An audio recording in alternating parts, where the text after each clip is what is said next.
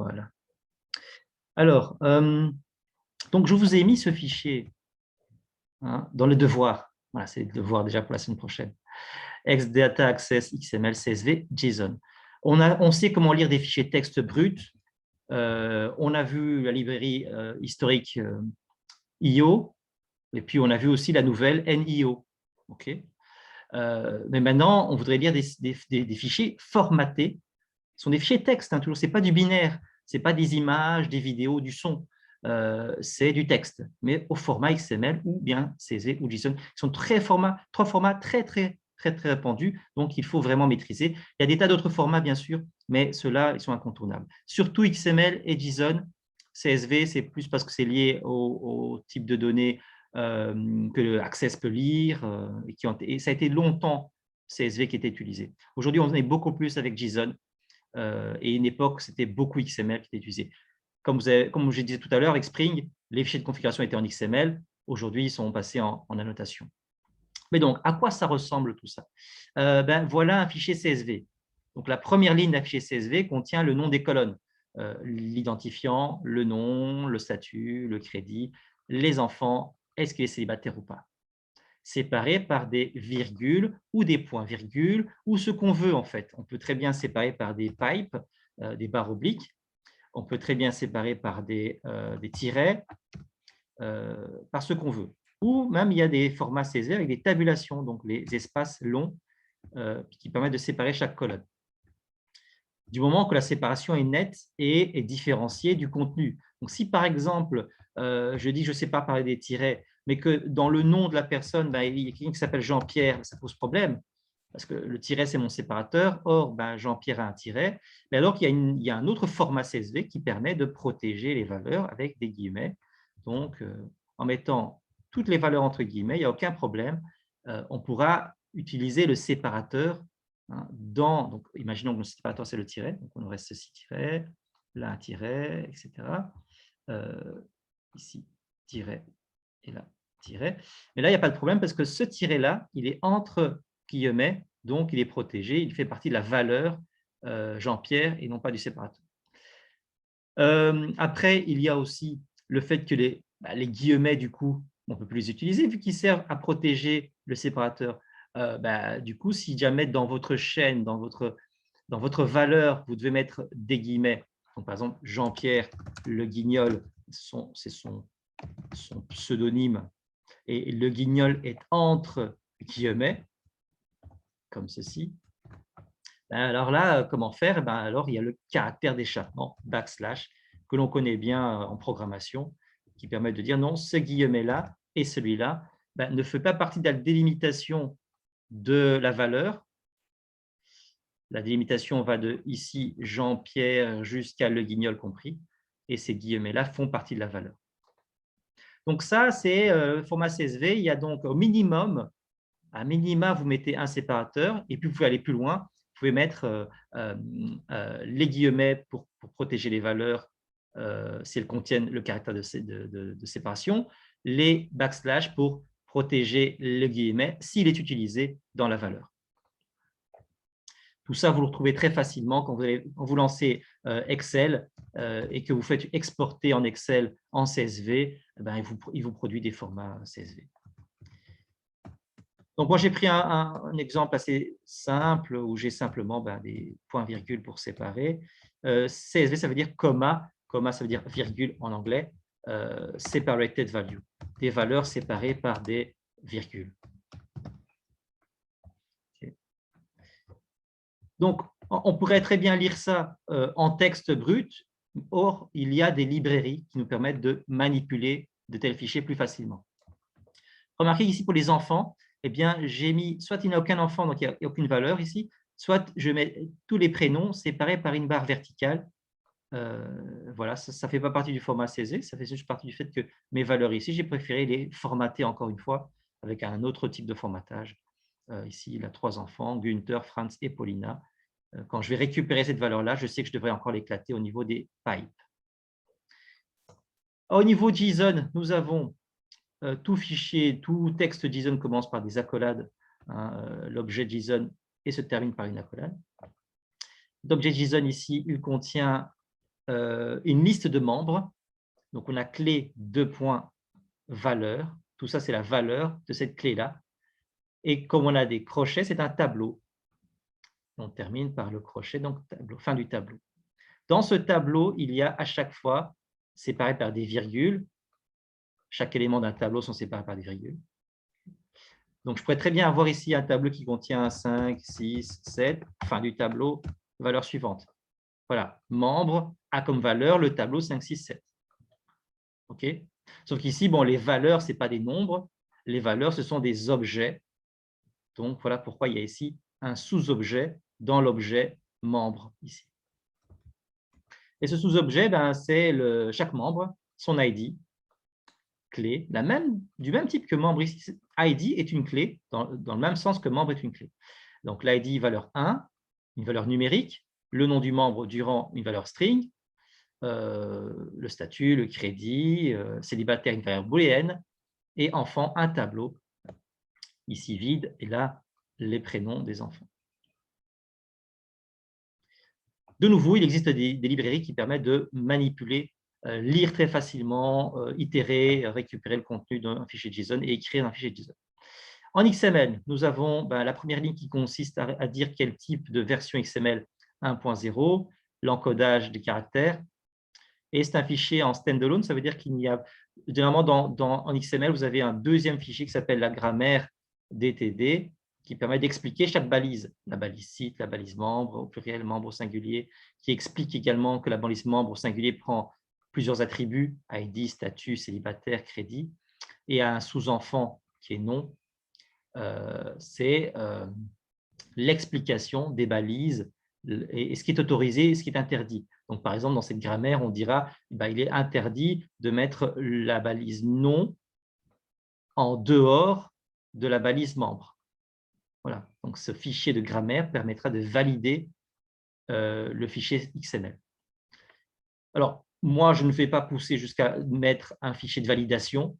Donc, je ne fais qu'un fichier XML seul, donc en standalone, sans grammaire de validation. C'est juste ça que ça veut dire. Et donc là, on comprend assez aisément que chaque membre ici est repris par cette balise. Et dans la balise membre, on a donc le nom du membre. Et chaque enfant est repris comme ceci. Vous pourriez inventer votre propre fichier XML. L'avantage XML, c'est que vous inventez vos balises pour structurer vos données. Il y a, dans le cas d'HTML, HTML vient du langage SGML qui a donné lieu au langage XML, etc. Eh bien, en HTML, il y a des balises prédéfinies. On ne peut pas inventer ce qu'on veut. P, H1, A, link, meta, body, etc. Ces balises-là sont prédéfinies. On ne peut pas les inventer. Alors qu'en XML, vous inventez les balises que vous voulez. Du moment que vous respectez votre propre grammaire, évidemment. Alors, voilà nos fichiers. On veut lire ce genre de fichiers. OK. Alors, le but, c'est d'abord de dire, dans mon application, j'ai des membres définis par ces données-là, et j'ai un site qui contiendra une liste de membres. Et on voudrait que l'application puisse charger dynamiquement tous ces membres dans l'array liste de membres. Et une fois qu'on aura manipulé ces membres, on va modifier leur crédit, leur statut, ajouter des enfants, etc. On va ensuite, avant d'éteindre l'application, on va sauvegarder nos modifications. Donc, on va sauver la liste des membres dans un fichier, à nouveau, pour mettre à jour cette sauvegarde JSON, CSV ou XML. Donc, c'est ça le but.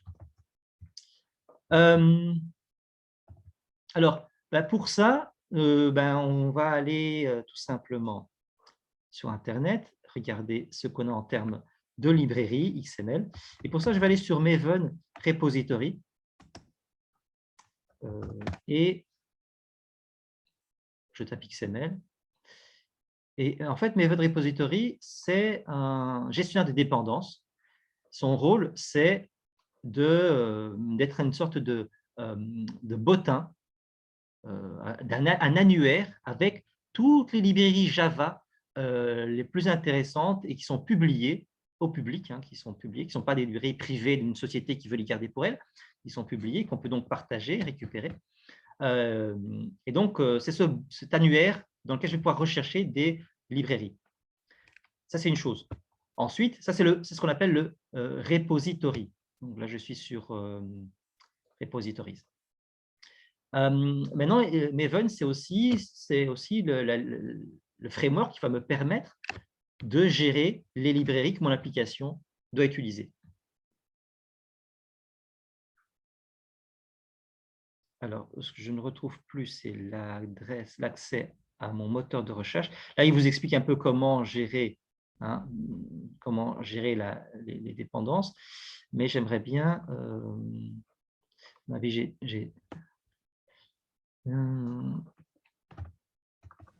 ah oui, c'est MVN, tout simplement.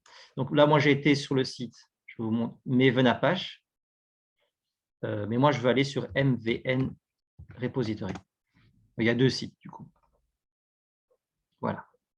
Donc, sur Maven Apache, donc, vous allez pouvoir voir toute la documentation, comment ça fonctionne. On vous explique un petit peu avec des exemples, tout ça, comment l'installer et tout.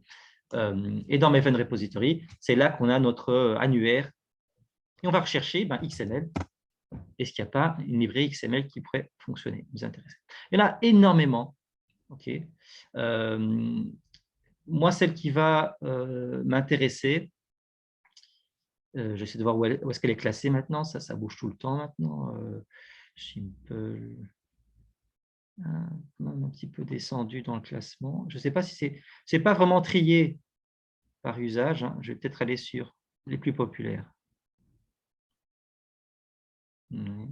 Voilà, elle est 7e maintenant. Ça descend, ça bouge tout le temps. Extreme Core, très très utilisé. Vous avez vu qu'avant ça, vous avez aussi une API propre à Java, qui est propulsée par Java. Pour JSON, on a aussi quelque chose qu'on pourrait utiliser. Mais moi, ce qui m'intéresse dans Extreme, c'est qu'elle va pouvoir être un couteau suisse. Elle va faire d'une pierre deux coups. Elle va nous permettre de lire des fichiers XML et des fichiers JSON. Voilà, comme ça, on n'aura pas besoin d'avoir une autre librairie, apprendre encore une autre façon de faire, etc. Alors, historiquement, il y avait un site, Extreme, qui proposait, et d'ailleurs, on va aller voir où se trouve maintenant ce site. Mais en fait, sur Maven, vous avez la liste des versions ici. Donc, la dernière version sera disponible comme ceci. Et là, il me donne le code à écrire pour pouvoir télécharger dans mon projet Extreme. Mais avant de faire ça, comment est-ce qu'on faisait avant? Donc, on allait sur le site d'Extreme. J'étais un petit peu loin, j'étais dans la Javadoc, donc je ressors. Voilà. Là, on cherchait download, comment télécharger. En passant, vous avez un tutoriel ici très très simple, très clair, pour vous expliquer comment utiliser Extreme. On va revenir dessus. Donc avant, on allait télécharger sur chaque site de chaque librairie dont on avait besoin. On télécharge la version stable. On a soit le binaire, donc l'essentiel de la librairie, en jar. Soit on prend le code source avec, si c'est une librairie open source, on aura donc le code source, on pourra voir comment est-ce qu'ils ont programmé ça éventuellement, si ça nous intéresse. Ce qui peut être aussi intéressant avec le code source, c'est qu'on va pouvoir aussi faire le pas à pas. Quand on débug, on entrera aussi dans le code source de Extreme pour le débugage. Ici, Extreme nous propose le noyau dur, le minimum nécessaire pour utiliser Extreme. Donc, c'est un seul jar qui permet donc de nous simplifier. Donc, on n'aura pas besoin de prendre les binaires ici. On prendra celui-ci. Alors voilà, tu enregistres. Et on se retrouvait comme ça avec ce fichier Extreme 1.4.16.jar que je vais tout de suite. Voilà, il est dans mon téléchargement. Je viens dans mon projet. Qu'est-ce que je fais? Je vais dans les build paths. Donc, clique droit sur mon projet, s'il veut bien. Voilà, ça réveillé. Et là, build path, configure les build paths.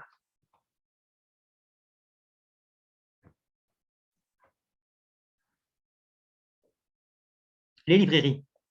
Donc, dans mon projet Data Access ici, mon code source, les sous-projets, parce qu'un projet peut être constitué de plusieurs petits projets qui vont être combinés, les librairies. Parce qu'un projet peut utiliser des librairies tierces faites par d'autres personnes ou des librairies que moi-même j'ai fait pour les utiliser dans d'autres projets. Et là, je vais faire ajouter un jar externe. Alors, pas adjar, parce qu'adjar, il va chercher dans mon workspace. Le workspace, c'est ce dossier dans lequel je vais sauver tous mes projets. Or là, ce jar, je viens de le télécharger, il est dans mon dossier téléchargement. Normalement classé, il devrait se retrouver dans les premiers ici, le temps qu'il le trie. Il est dans mon dossier téléchargement, donc il n'est pas dans mon workspace. Donc, je vais dans Add External Jar. Et là, je vais pouvoir aller chercher dans mon dossier téléchargement. Tiens, en plus, j'étais dessus, je ne sais pas pourquoi j'ai bougé. Hop, Stream, voilà, celui-là. Alors, ce n'est pas une bonne idée de l'incorporer comme ça à partir du dossier téléchargement. Ce qui est mieux, c'est de dire, tiens, mais toutes mes librairies Java, je vais me créer un petit dossier dans mon disque dur, par exemple, je sais pas, dans mes documents, nouveau dossier, Java libs, et je mettrai toutes mes librairies là-dedans. Comme ça, c'est centralisé aussi. Vous voyez? Et là, je vais dire, voilà, ça se trouve dans documents, Java libs, voilà, ouvrir. Et là, je viens d'ajouter Xstream à mon projet. Apply and close.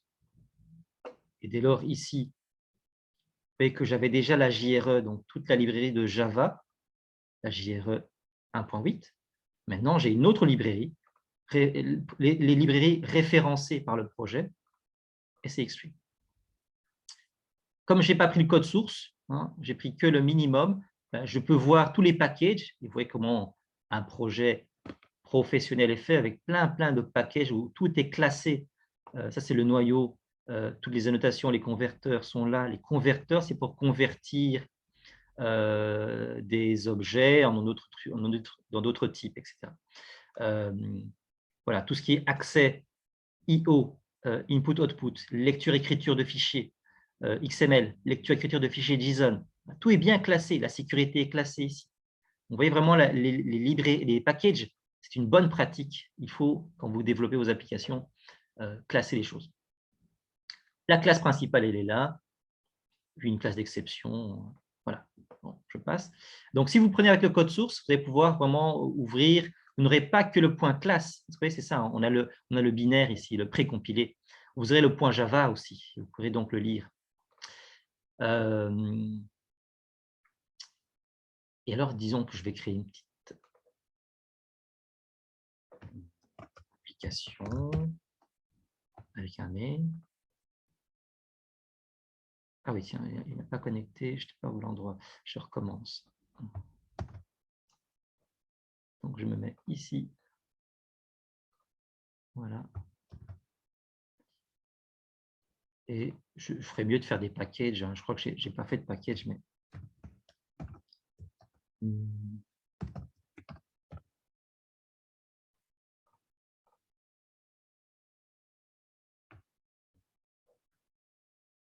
Voilà, ici, ces deux-là, je vais les glisser dans le package aussi.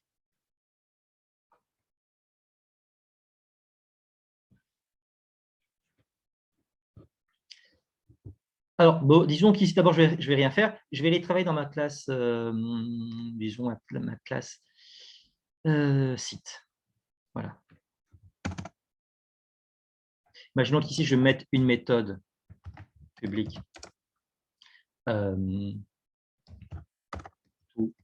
XML file.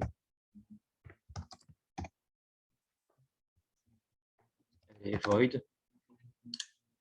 Et ce qu'elle va faire, c'est qu'un objet site sera converti en fichier XML par cette méthode toXMLFile. Alors, elle recevrait alors le file name, l'adresse du fichier, par exemple. Et ça créerait le fichier. Donc, on avait vu pour l'écriture de fichiers, on avait besoin d'un file reader, d'un buffered reader, de faire un try catch finally, etc., etc. Plein de choses. mais vous allez voir que du coup, ça va être simplifié avec Extreme. Parce que Extreme va s'occuper de tout ça à notre place, tout simplement.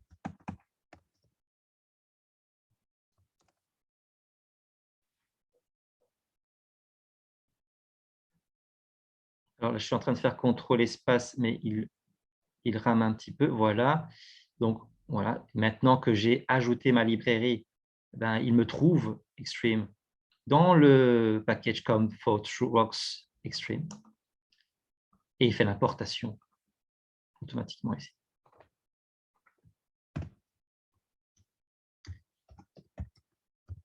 Alors, je instancie,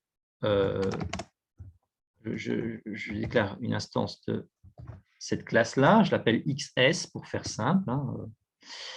Alors, le tutoriel, comme je vous l'ai dit, il est très, très simple, très clair. Ça vaut le coup, donc, comme j'avais dit, de le regarder. Partant d'une classe qu'on veut sérialiser, une classe personne, une classe numéro de téléphone. Voilà, une personne possède 2 numéros de téléphone, un de phone et un fax ici, vous voyez, donc phone number. On pourra un peu avoir aussi une dépendance ici, une classe dans une classe.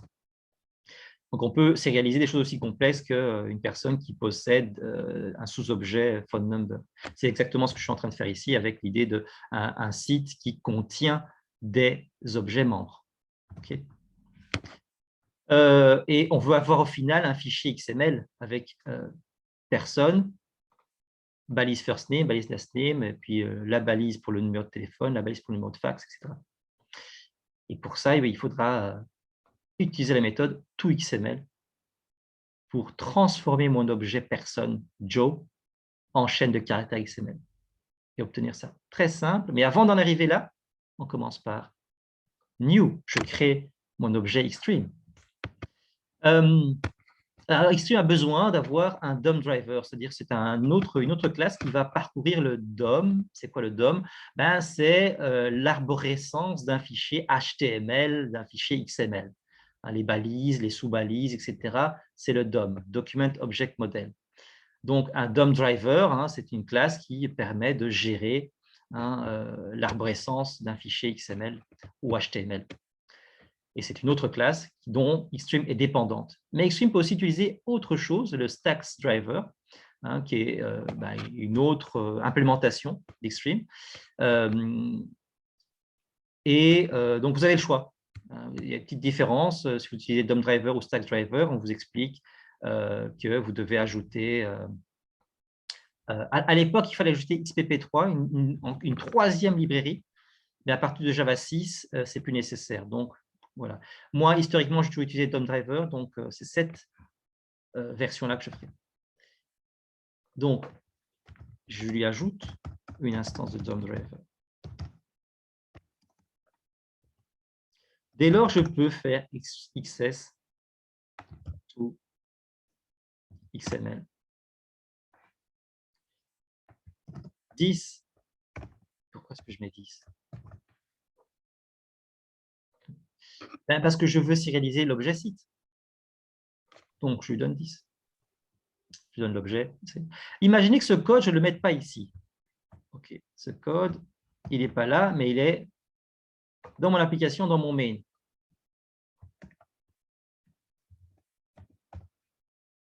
Alors, ça veut dire que moi, j'ai un site, new site, un objet site, et c'est cet objet site-là que je lui donne à sérialiser. Voilà, c'est ça l'idée. OK. Je peux le faire dans un main, dans une troisième classe, ou je peux le faire dans la même classe. Dire cette classe-là possède une méthode qui permet à l'objet instancié de se sérialiser. C'est kiff-kiff. Donc, c'est pour ça que je donne 10.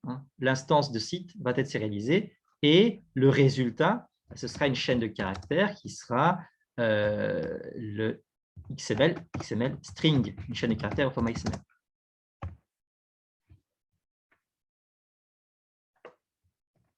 Alors, DOM driver, je vais importer également. Voilà, je fais bien attention, c'est bien celle qui est dans la librairie Extreme. Et c'est tout, 2 lignes. J'instancie toXML Oui, mais entre les deux, qu'est-ce qui va se passer? Je vais configurer. C'est aussi simple que ça. Et c'est peut-être là que ça devient, que c'est un petit peu compliqué. Configurer iStream, c'est peut-être la seule partie compliquée. Et donc là, ça va être convertir en string XML. Alors, qu'est-ce qu'il y a comme configuration? Eh bien, on voudrait, par exemple, ici, au lieu d'avoir phone number, on a phone. Au lieu d'avoir phone number, on a fax. On veut renommer, en fait. Hein, parce qu'une personne ici, ben, elle possède un phone et un fax. Ce sont des instances de phone number. Et dans le fichier final, on ne veut pas mettre phone number, on veut mettre phone tout court pour le téléphone. On ne veut pas mettre phone number ici, on veut mettre fax tout court. Et donc ça, c'est ce qu'on appelle des alias. Un alias, c'est donc un pseudonyme, un synonyme. On va donc remplacer phone number par phone. Et c'est ce qu'on fait ici. Donc, j'aimerais bien que phone, la classe phone number, eh bien, elle soit comme alias, elle est comme alias phone number ici. Alors, ce n'est pas exactement pardon, ce qu'il a fait comme alias. Il a ici configuré un alias plus simple, phone number en minuscule. La classe personne, alias personne au minuscule. Alors, il y a moyen de faire des alias plus complexes, notamment ce qu'on voit ensuite ici. Ça, c'est expliqué dans la partie tutoriel sur les alias. Et donc, juste ce que je veux expliquer, c'est que j'instancie, je configure, je convertis. Je ne vais pas faire de configuration ici, on va voir le résultat tout simplement sans la configuration. Je vais simplement faire un system out println de cette chaîne de caractères.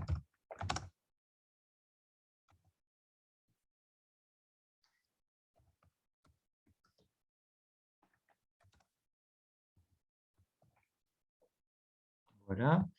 Oui, je reviens dans mon application. Donc, le but, je ne voulais pas faire ça ici, hein, je voulais laisser dans ma classe site.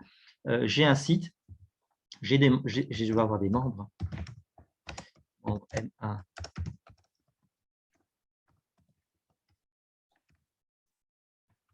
Je crois que je n'ai pas mis encore de constructeur ici.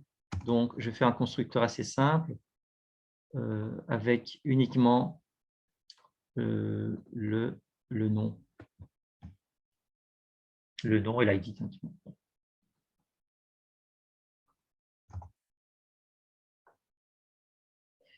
Et alors, n'oubliez pas que dans votre constructeur, vous êtes censé initialiser tous les attributs.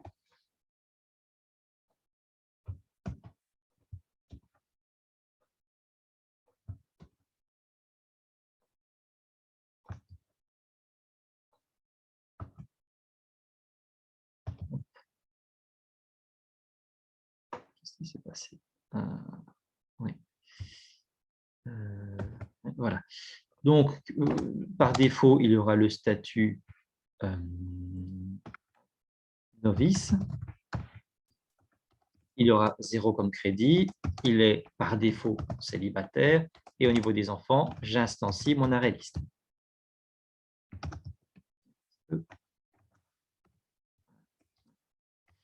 Mon arrêt liste. Ceci. Voilà. Donc, au niveau de l'opérateur diamant, j'ai déjà mentionné que c'était string ici, donc je ne suis plus obligé de le préciser là. C'est suffisant. Donc, je peux créer des membres. Au niveau du site, il me faut aussi un petit constructeur quand même. Hein.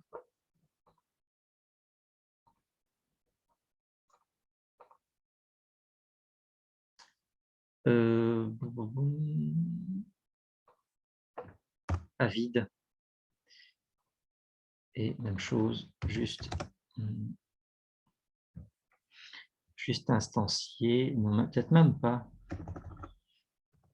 Même pas instancier ici. Hein. Je vais à la place lui fournir un setter.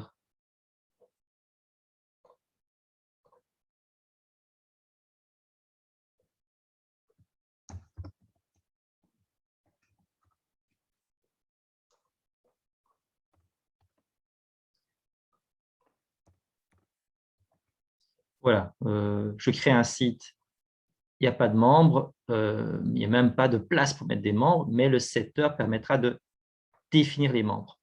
Okay, et le getter de récupérer. Du coup, dans mon main, ce que je peux faire, je crée un site vide sans rien.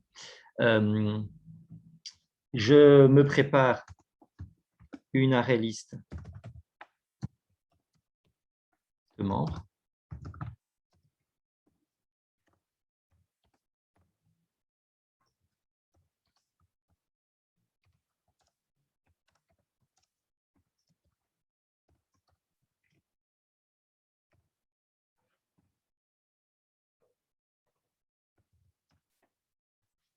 Voilà. CTRL-SHIFT-O. CTRL-SHIFT-O pour faire les imports automatiquement. Un petit raccourci clavier intéressant. Donc, au lieu de faire comme ceci, là, Quick Fix, vous faites CTRL-SHIFT-O. CTRL majuscule O. Et alors, je mets son ID ici et mon membre.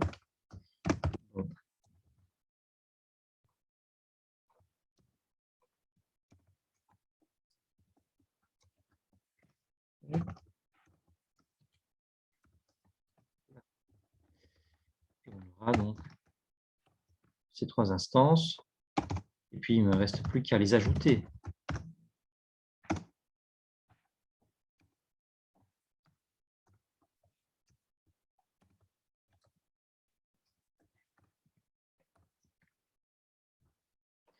Bon, à terme, hein, ce qui peut être plus intéressant, c'est que la classe site possède une méthode pour ajouter des membres.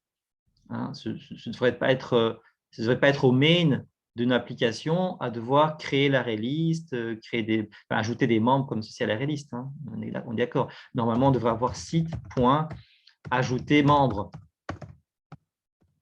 Et c'est à lui qu'on donnerait M1, et puis M2, et puis etc.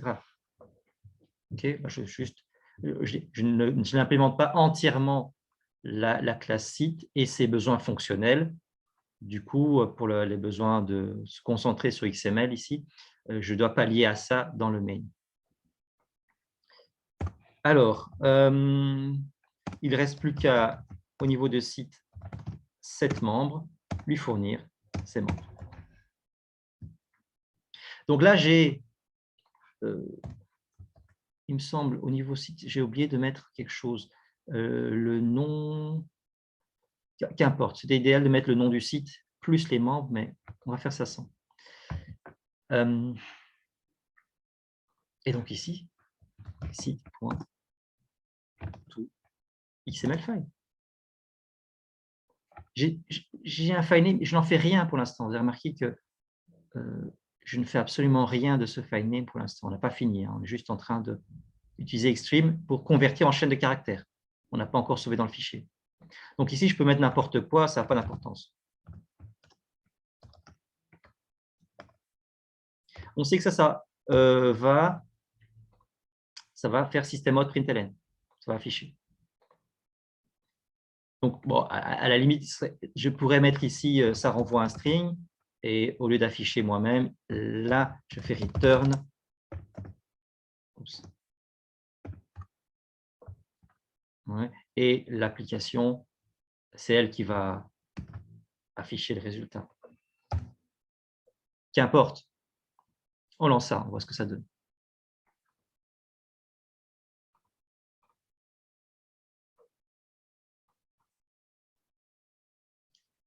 Alors, hop, voilà. Et voilà. Pas mal, hein? On a écrit combien de lignes de code? Tout ça, c'est rien. Ça, c'était déjà écrit. Si vous voulez, votre application, elle est déjà faite. Vous avez déjà créé vos classes sites, vos classes membres et tout ça. Et à un moment donné, dans l'application, vous dites, tiens, mais maintenant, il faut sauver les données en XML. Ah, pas de problème. On va ajouter la librairie Extreme. Vous avez vu que ça a été très vite à télécharger, très facile à ajouter. Je rappelle, dans le build path, ajouter les librairies. Oui, mais là, user library. C'est une étape, je n'ai pas fait cette étape-là, user library. Et puis, on peut faire ça. J'ai préféré aller par build path. C'est mieux. Hein. Configure build path. Et là, j'ai ajouté external jar. Une fois qu'on a ajouté la librairie, on a tout simplement instancié la librairie, qui a besoin d'une dépendance avec une autre librairie, une autre classe, pas de problème. Et puis, on a exécuté sa méthode de conversion. On a ce résultat-là. Donc, l'objet site, on a le package, point, le nom de la classe site. Et puis, comme cet objet site contient une collection de membres, on a la balise membre au pluriel, donc sa propriété membre. Et puis, la propriété membre est une array list qui contient des membres, et chaque fois, c'est une instance de membres. On a le package, le nom de la classe, dans laquelle il y a l'ID, le nom, le statut, etc. Et tout est par défaut en sous-balise. Les enfants ici, vide, donc aucun enfant, balise auto-fermante. Quand il y a plusieurs enfants, c'est le cas… j'en ai pas mis, en fait, c'est ça, c'est pour ça. J'en ai pas mis du tout. Donc, on pourrait ici… non, c'est pas là. Vous pouvez aussi mettre un nom au site pour voir comment ça va donner. Oui, très bonne idée, c'est ce que je pensais aussi faire. Voilà, ici, private…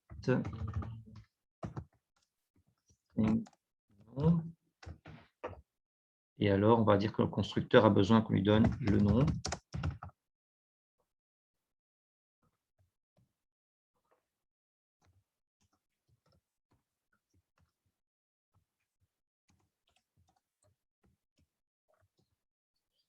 Voilà, et là, on va appeler ce site comment? Épopée, avec des accents pour voir, épopée fantastique.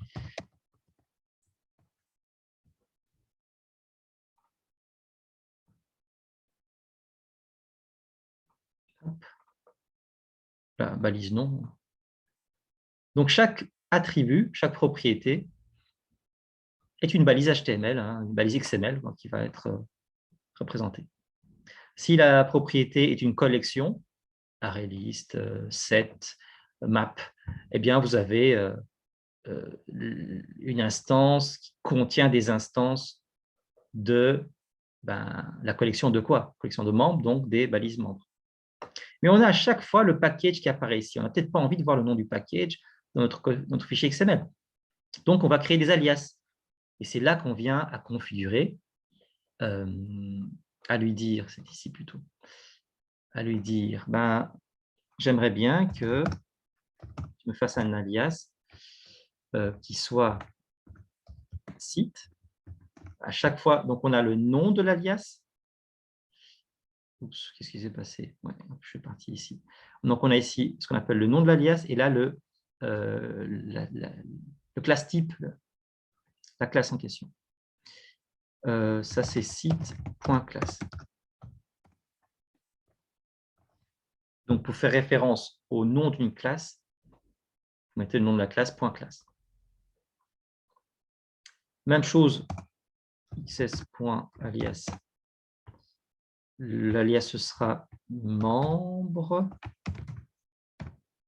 À chaque fois qu'il verra la classe de type membre,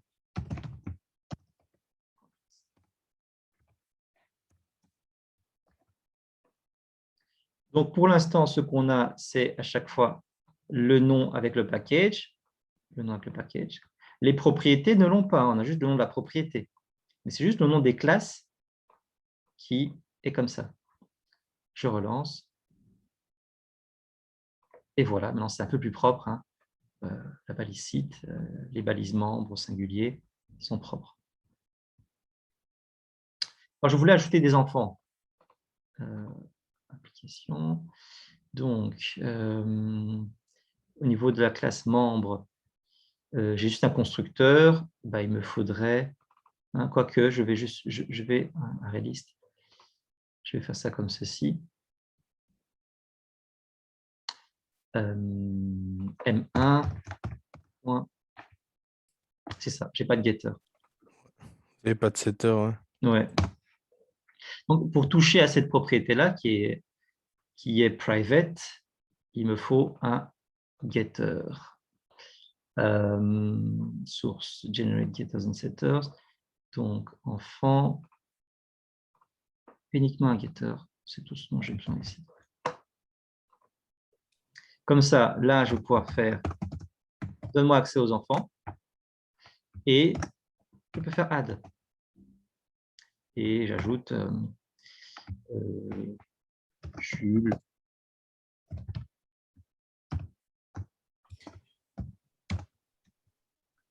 et Julie. Excusez-moi, tant que vous êtes là, un peu plus bas, vous avez mis site.setMembers. Vous pouvez juste me rappeler à quoi ça sert? Donc, la classe site contient une array liste de membres. Voilà, je ne fais que la modifier, l'initialiser. Pour l'instant, quand je crée un site, il n'y a aucun membre. Et du coup, j'utilise le setter qui permet de passer une array liste de membres à cette propriété membre. Donc, dans mon projet principal, je crée une array liste de membres, je crée des membres, je les ajoute à mon array liste. Donc, maintenant, j'ai une array liste de membres qui est complète, qui contient 3 membres. Et puis, donc, cette array list, je la set au site. Ok, ça va. Merci. Ok, là, on a des enfants et donc je relance. Hop. Et voilà, vous voyez que la balise enfant, qui est une array list, eh ben, hop, on a les 2 enfants ici, Jules, qui sont des objets string. Donc, comme on a une array list de chaînes de caractères, ben, Xstream va simplement créer une balise string du nom de la classe. Si je veux appeler ça autrement, ben, je fais un alias pour renommer string en enfant, par exemple. Et lorsqu'on voudra importer justement tout ça, OK, mais terminons, parce que l'opération inverse, vous allez voir, est tout aussi facile. On n'a pas fini, en fait, l'écriture, parce qu'on a juste écrit une chaîne de caractères qu'on a affichée au final. Nous, on voudrait qu'il y ait un fichier, on ne va pas l'appeler Toto, on va l'appeler site.xml, par exemple, qui nous sauve tout ce site dans le fichier qui s'appellera site.xml, qu'on mettra dans le dossier data. Voilà, comme ça, c'est un peu structuré. Dans notre projet, je crée un dossier.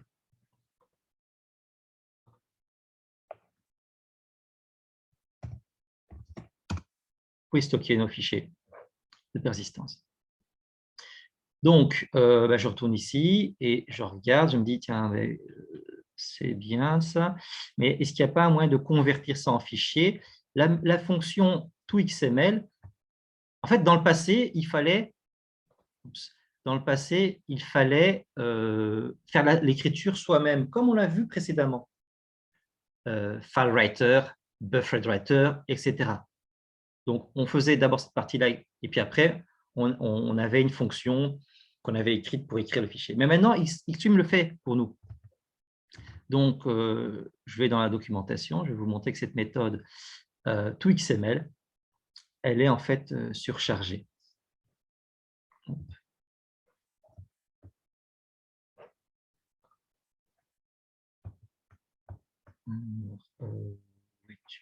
Donc là, je ne vais pas aller dans le 2 minutes, mais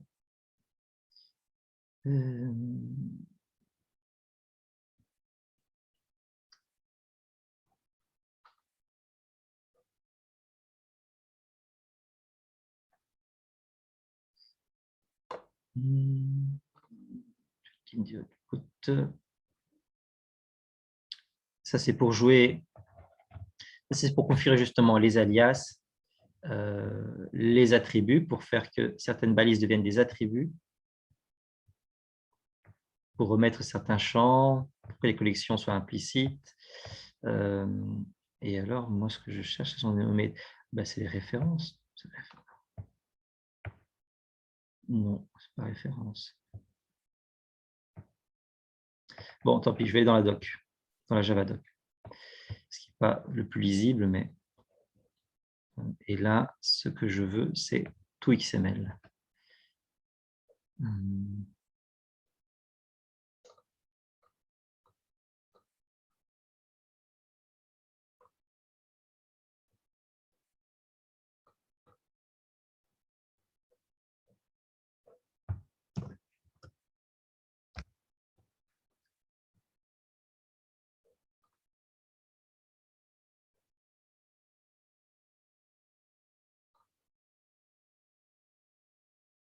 Voilà. Donc, elle est dans la classe Xstream, tout simplement. Et...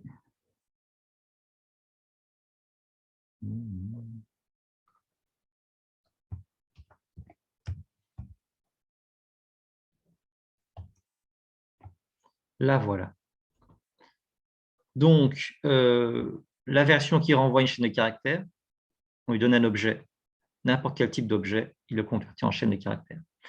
On peut donner un deuxième paramètre. Et là, ça renvoie void. Deuxième paramètre, c'est un output stream de la librairie IO. Donc, on a bien vu cette librairie, c'est celle qui permet de lire et écrire des fichiers. Et un output stream, ça peut être un file reader ou un file writer, un buffer reader ou un buffer writer. N'oubliez pas que output stream, c'est la classe de base, output, ce n'est pas un file reader, ce sera un file writer ou un buffered writer. Input stream, ce sera un file reader ou un buffered reader. Donc ça, c'est la classe mère de toutes les classes d'écriture, si vous voulez. Ou bien une autre version qui, lui, prendrait directement un writer, même chose, hein, un file writer ou un buffered writer. Différence entre les deux, ça c'est plutôt lié à des fichiers texte, c'est plutôt lié à des fichiers binaires, mais c'est pareil. Donc c'est cette version-là qu'on va utiliser finalement. Donc il suffit simplement de... où est-ce que je suis? Je suis pas... où est-ce que je l'appelais? C'est celle-ci. De ajouter ici notre new. File name. Le file name, ça ne... Tiens, mais il me semble que maintenant on peut...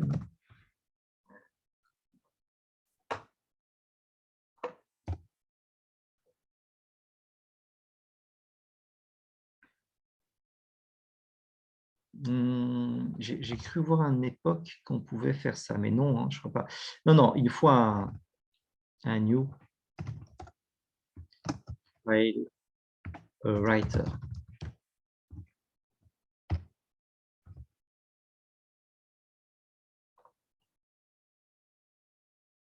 Et le file writer, on sait qu'on doit lui donner donc le file name, l'adresse du fichier. Donc, si on voudrait lire, on aurait juste à mettre un new file reader. Oui, non, presque, presque. Presque. Parce que lire, c'est l'opération inverse. Mais on va y arriver. On va y arriver. File writer, l'instanciation ici provoque exception. Donc là, les try catch vont venir. De toute façon, quand vous faites lecture et écriture des fichiers, vous êtes obligé de gérer les exceptions. Donc ici, au lieu d'entourer, je vais simplement dire, voilà, je throws. Donc je choisis la solution où je dis, je ne m'en occupe pas, ce sera quelqu'un d'autre qui s'en occupera. Je rappelle que je suis dans la classe site. Qu'est-ce qu'il me veut? Et maintenant, je ne suis plus avec un return string, hein, je suis avec un void. Donc la méthode, elle va convertir, créer un fichier et tout stocker dedans. Donc elle ne renvoie plus rien. Je ne m'en occupe pas, je ne m'occupe pas de l'exception. Mais ça veut donc dire que quelqu'un va devoir s'en occuper. Qui c'est? Celui qui va appeler la méthode toXMLFile, c'est-à-dire application. C'est lui qui appelle cette méthode. Donc c'est à lui de faire le try catch. Donc il n'y a plus de système mode println puisque ça ne retourne pas de chaîne de caractères. Donc soit je dis non, je ne m'occupe pas. Voilà. Et là, votre application peut planter. Hein. Si ça plante, l'utilisateur final, il est devant un plantage et rien n'a été résolu. Au niveau du main, ne pas mettre de throws, parce qu'à un moment donné, vous devez quand même vous en occuper hein, de l'exception. Donc, dans le main, il faut quand même au final faire le try catch. Voilà, essaye de faire l'écriture. Si jamais ça échoue, tu dis à l'utilisateur qu'il y a un problème. Voilà. Ou tu essaies de résoudre. Ou bien on écrit un code qui résoudrait le problème. Hein. C'est une chose. Alors, lançons ça. Voilà, ça n'affiche plus rien dans notre console. Mais ici, il faut actualiser votre... parce que ça ne s'actualise pas directement. Peut-être F5, refresh. Et là, on a notre fichier XML. Alors, Eclipse est doté d'un lecteur XML intégré. Vous allez dans la partie, le troisième onglet, pour voir le fichier.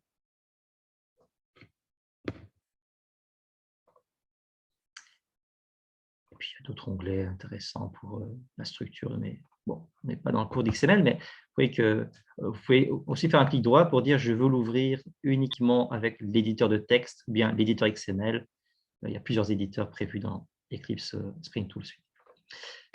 Mais donc, vous avez vu la simplicité de convertir un objet en fichier XML, 1, 2, 3, 4, mais à la limite, ces 2 lignes de code-là, c'est uniquement pour rendre ce fichier XML un peu plus joli, un peu plus…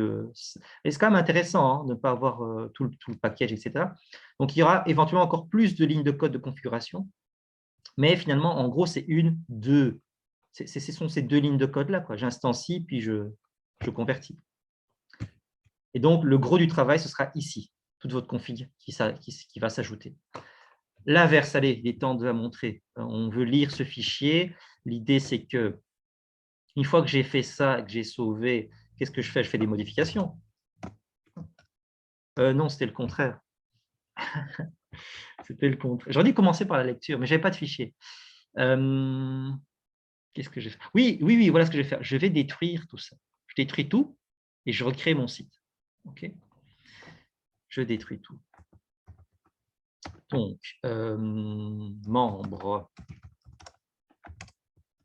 nul, site. Voilà, il n'y a plus rien. D'accord, les objets sont nuls, hein, je ne peux plus y faire référence, hein, sinon ça plante. Il n'y a rien dedans. Okay. Quand je dis ça plante, c'est je ne peux plus faire référence, je ne peux pas faire site point. Ça va planter.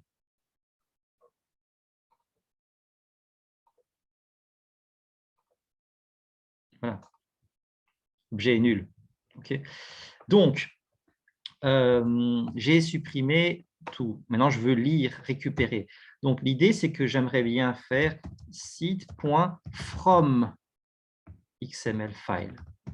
J'inventerai donc une fonction, une méthode qui va pouvoir rechercher dans le fichier dataset.xml la sauvegarde et l'injecter, la recharger dans l'objet site.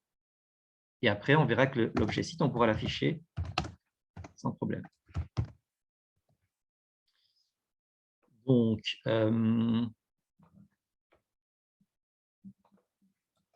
voilà. Cette méthode n'existe pas, je la crée comme ceci.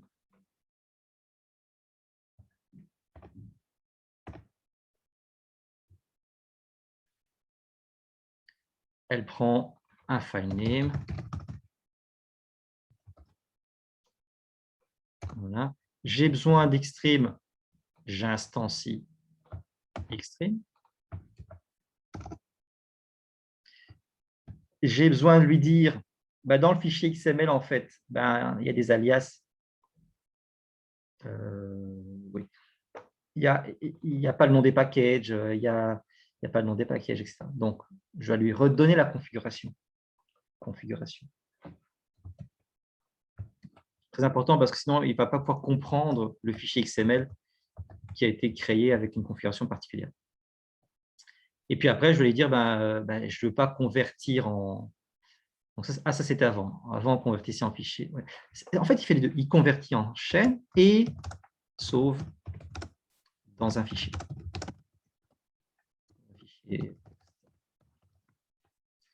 Maintenant, on veut pas, on veut récupérer. Donc, ce sera xs.fromXML. En fait, il y en a une qui s'appelle fromXML aussi. On lui donne simplement le nom du fichier. Alors, elle est surchargée. Je vous montre les différentes surcharges. Un objet file, un input stream, un reader, file reader, buffer reader, l'adresse même du fichier. Donc, on n'est même pas obligé de faire new file reader comme on faisait ici. On peut juste mettre le string. Donc, c'est-à-dire, on peut mettre file name.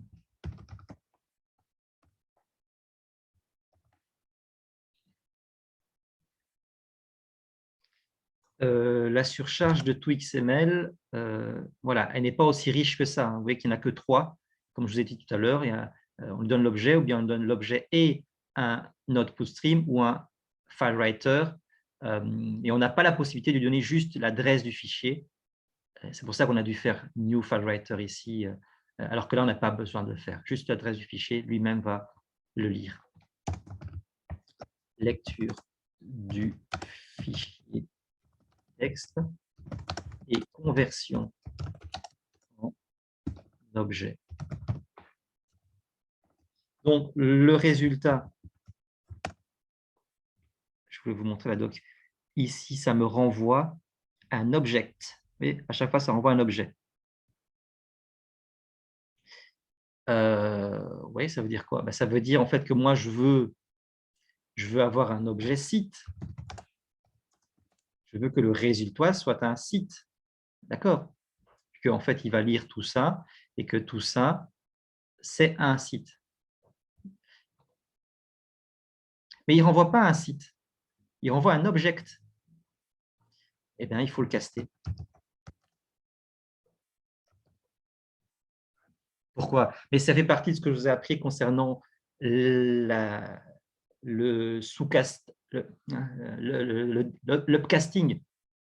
Le fait qu'on va en fait déclarer de la classe mère pour pouvoir avoir une facilité de manipulation des choses. La fonction fromXML renvoie des objets parce qu'elle ne sait pas à l'avance qu'est-ce qu'on a sérialisé. Ici, j'ai sérialisé une classe site avec une classe membre. Du coup, il a produit un fichier XML qui contient un objet site, mais j'aurais très bien pu sérialiser autre chose. Donc, c'était ici, pardon, c'est là. Là, j'aurais pu faire new string Bob. Voilà, je lui donne une chaîne de caractères, il sérialise cette chaîne de caractères. Et du coup, ce serait un objet string. Là, je peux faire new membre et je lui donne donc un membre à sérialiser. Et du coup, donc from XML ne sait pas à l'avance ce qui avait été converti en XML. C'est pour ça qu'il renvoie un objet. Et c'est pour ça qu'après, il faut lui dire « Ah, c'était un site, en fait. » On le upcast ensuite, on le rend sa nature réelle en le convertissant. Donc, de la même façon qu'ici, j'ai dit ce site 10 en cours, là, tu le convertis. Eh bien, ici, je ne vais pas dire, je vais pas créer un nouveau site. Je veux que ce soit ce site-ci. Sauf que ce que je vais faire, c'est pour avoir plus de simplicité, je fais juste un return. Et je dis ici, ça renvoie une instance de site. Okay. Donc, ce sera à mon application de dire que ça se passera comme ça.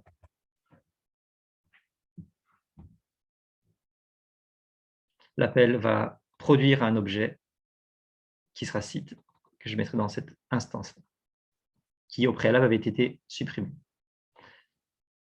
OK, ben on va voir ce qui se passe si je lance l'application. Alors, on a un nul pointeur exception, il était temps, hein, parce que c'est ce genre d'erreur qu'on a très très souvent. On va voir à quel endroit ça se produit. Ligne 34, voilà, ici. En fait, en plus, je l'ai dit. Je l'ai dit qu'on ne peut pas faire ça. Je ne peux pas faire point from XML parce que je l'ai rendu nul ici. Donc, je vais faire, je vais tricher, je fais ça, new site. Voilà. New site. Dit-on. Voilà. Comme ça, j'ai un objet site réel qui peut exécuter la méthode from XML. Ça va me créer le site qui était stocké dans ce fichier-là, que je vais pouvoir récupérer. OK. Alors, ici maintenant, vous avez contenu non autorisé dans le prologue. Donc ça, c'est arrivé dans une certaine version, je ne sais pas exactement laquelle de eStream, où il fallait en fait sécuriser les accès. Je pense que c'était cette erreur-là qu'on a. Je ne vois pas le protocole security bizarrement s'afficher. peut-être encore une autre erreur, mais on va voir. Je vérifie mon fichier XML, recharger, il est toujours bon.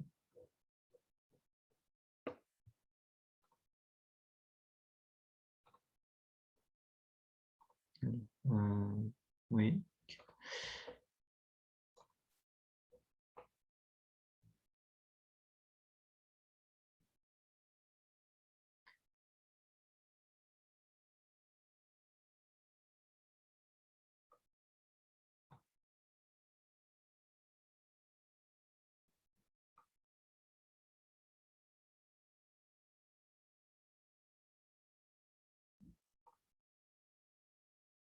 Non, ce n'est pas la faute de sécurité, c'est une autre faute qui vient du parseur XML. Donc, bizarrement, il n'a pas pu interpréter le tout premier caractère.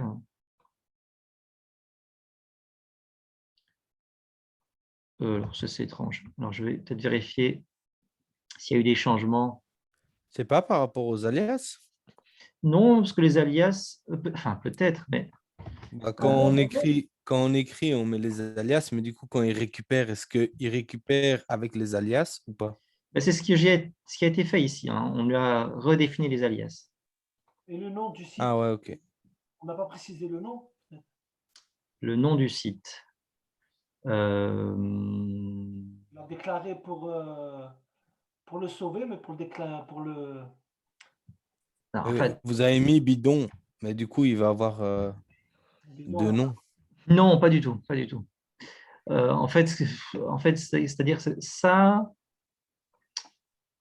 ça n'a pas d'importance parce que ça, c'est un objet qui doit me permettre d'exécuter cette méthode. Et cette méthode, hop, elle va configurer pour dire bah, la classe site, c'est la balise site en minuscule, le classe membre, c'est la balise membre en minuscule. Et bien, va lire maintenant le fichier filename et convertir-le en objet, et ensuite convertir-le en site.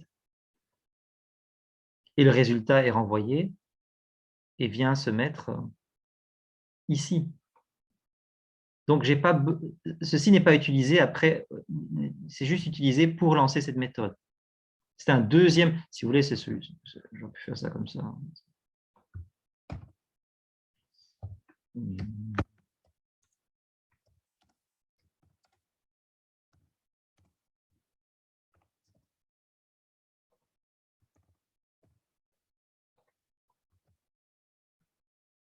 Voilà. Moi, je vais récupérer le site 1, le site initial. Pour ça, j'utilise un deuxième site qui va pouvoir exécuter cette méthode-là pour récupérer le site initial. Donc, il y a deux sites. Le site qui s'appelait Épopée Fantastique, que j'ai perdu parce que je l'ai supprimé. Et je crée un site bidon pour récupérer Épopée Fantastique. Mais donc, on a un problème à la lecture. Je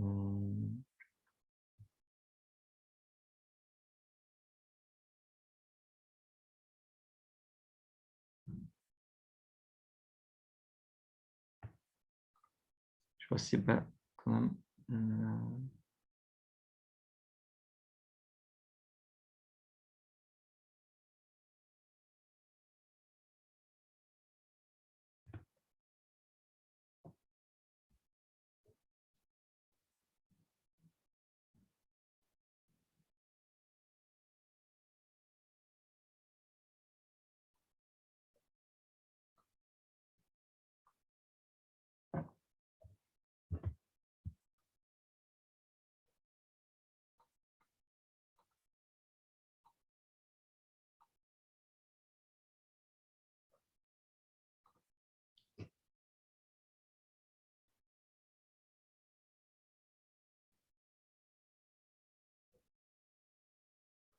Je vais d'abord peut-être le faire sans alias. On va voir si on a un problème lié aux alias.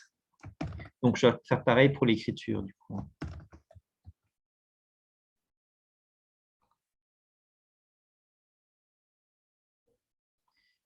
Non, il y a bien un problème autre. Donc, cette fois-ci, il me l'a produit avec les alias, avec les packages.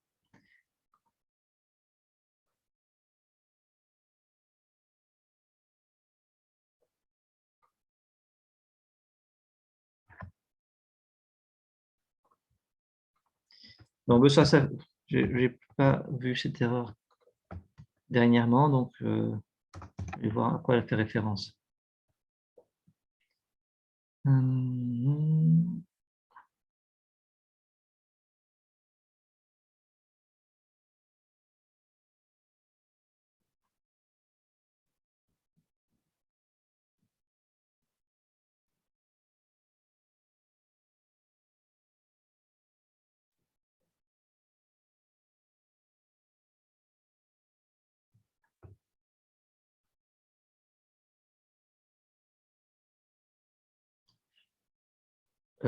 Ce serait lié à mon format de fichier ou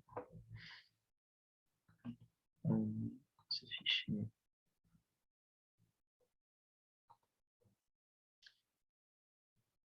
Ben oui, il est en UTF-8.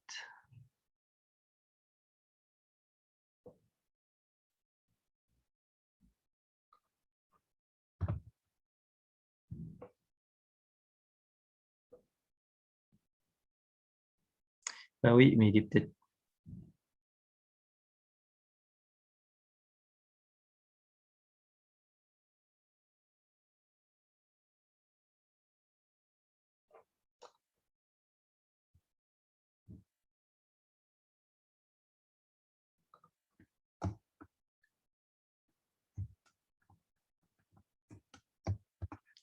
Je vais regarder l'erreur liée à Extreme, plutôt que à Saxpers.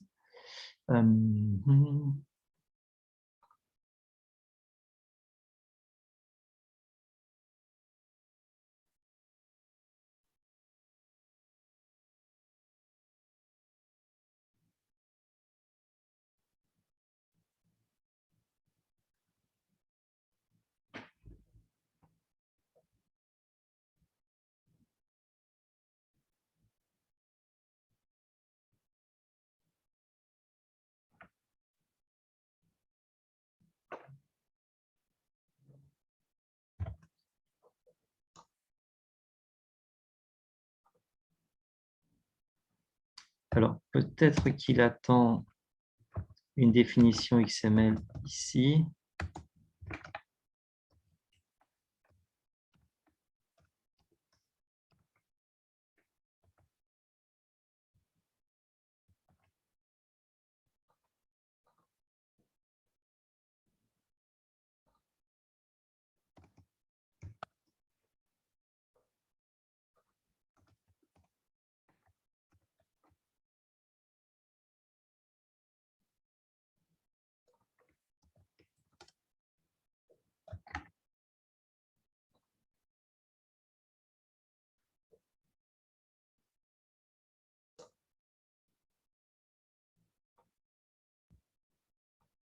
Alors, je vais essayer avec un autre fichier XML. Peut-être que celui qui a été généré n'est pas bon.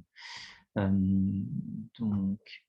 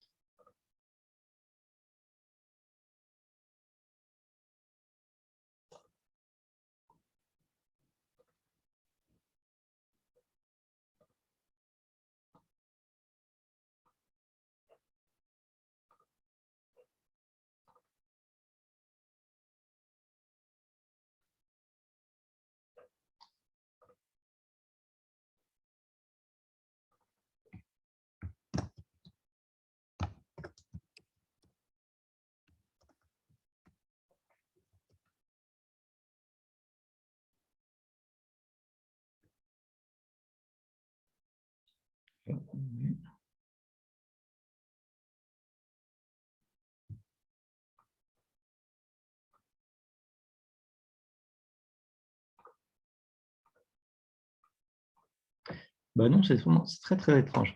Alors, je vais peut-être regarder un autre projet pour voir si on a toujours l'erreur, peut-être qu'elle est due à cette nouvelle version d'Extreme. Donc, ici, ce que j'avais.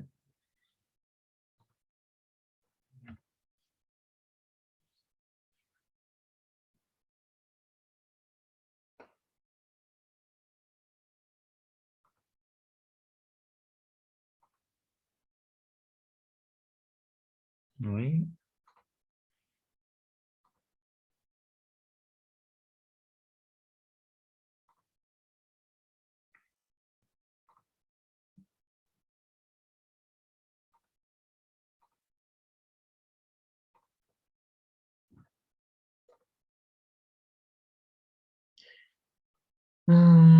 Bah, c'est un peu à ça qu'on doit arriver, hein, vous voyez, donc des alias de champ, des collections implicites et des attributs.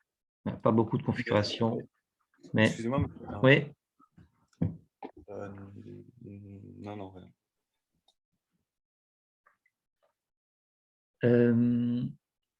Et c'est le load qui n'avait pas fonctionné, donc ce load-ci.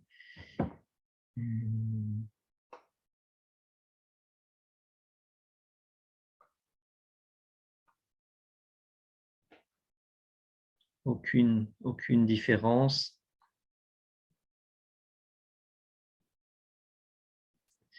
Donc, je vais voir s'il fonctionne.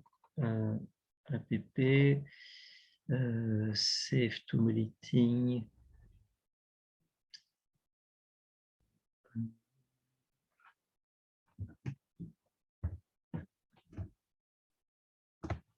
Meeting, XML meeting.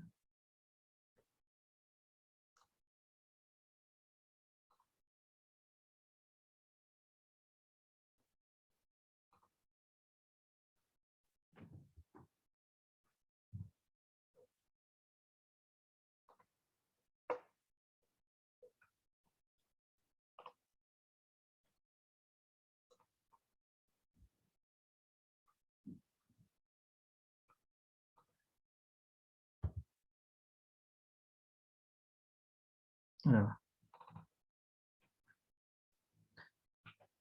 OK, c'est sauvé. Donc maintenant, je vais faire le chargement à la place de ça.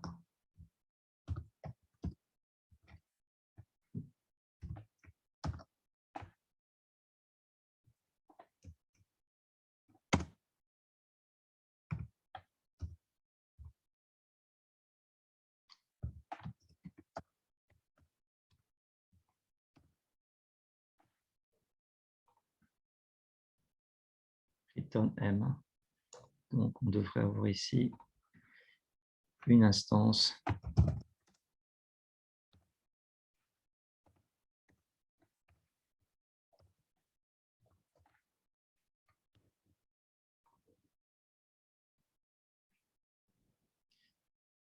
Oui, ben là, ça fonctionne. Là, on a notre meeting. Et donc, là, on a une version d'Xtreme qui est la version 1.4.10 et moins 1.4.16. Donc, est-ce que ce serait lié à cette version, problème de version? Je peux essayer justement de remplacer ma version d'Extreme. Parce que finalement, il n'y a pas, de différence, hein.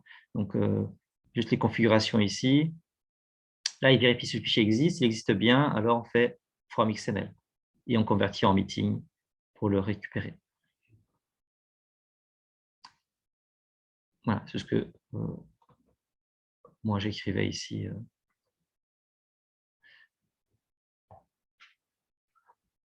Donc, je remplace, mais cette fois-ci, je vais utiliser une autre technique. Donc, je vous disais tout à l'heure, on va dans le build path, on va lui dire on a une librairie qu'on a téléchargée, qu'on va lui dire d'ajouter. Cette fois-ci, je vais retirer ça, remove, et je vais à la place utiliser Maven pour pouvoir gérer ces dépendances. Alors,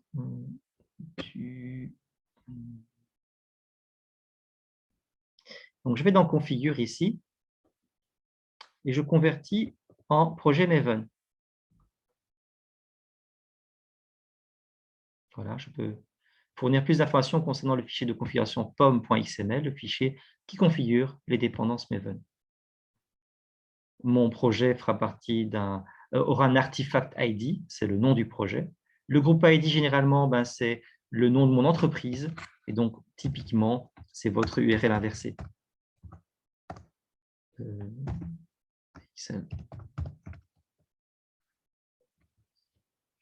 Donc, votre domaine, votre projet, votre application, la version. Snapshot, c'est généralement en version brouillon, puis vous pouvez mettre d'autres versions. Il va packager ça en jar, ou bien il y a d'autres formules pour packager et distribuer vos applications en Java. Les voir, par exemple. Vous pouvez mettre un nom plus explicite, gestion des sites avec sérialisation. Ce serait plutôt ma description. J'étais peut-être un peu... Ça, c'est la description. Je place le nom du projet. Gestion. Finish.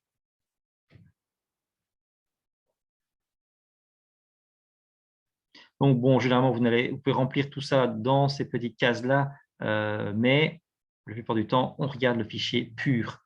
Donc, c'est le fichier pur qui est utilisé. Ça, c'est des visualisations simplifiées, les dépendances, la hiérarchie des dépendances, etc. Et puis, le fichier brut .xml, c'est celui-là.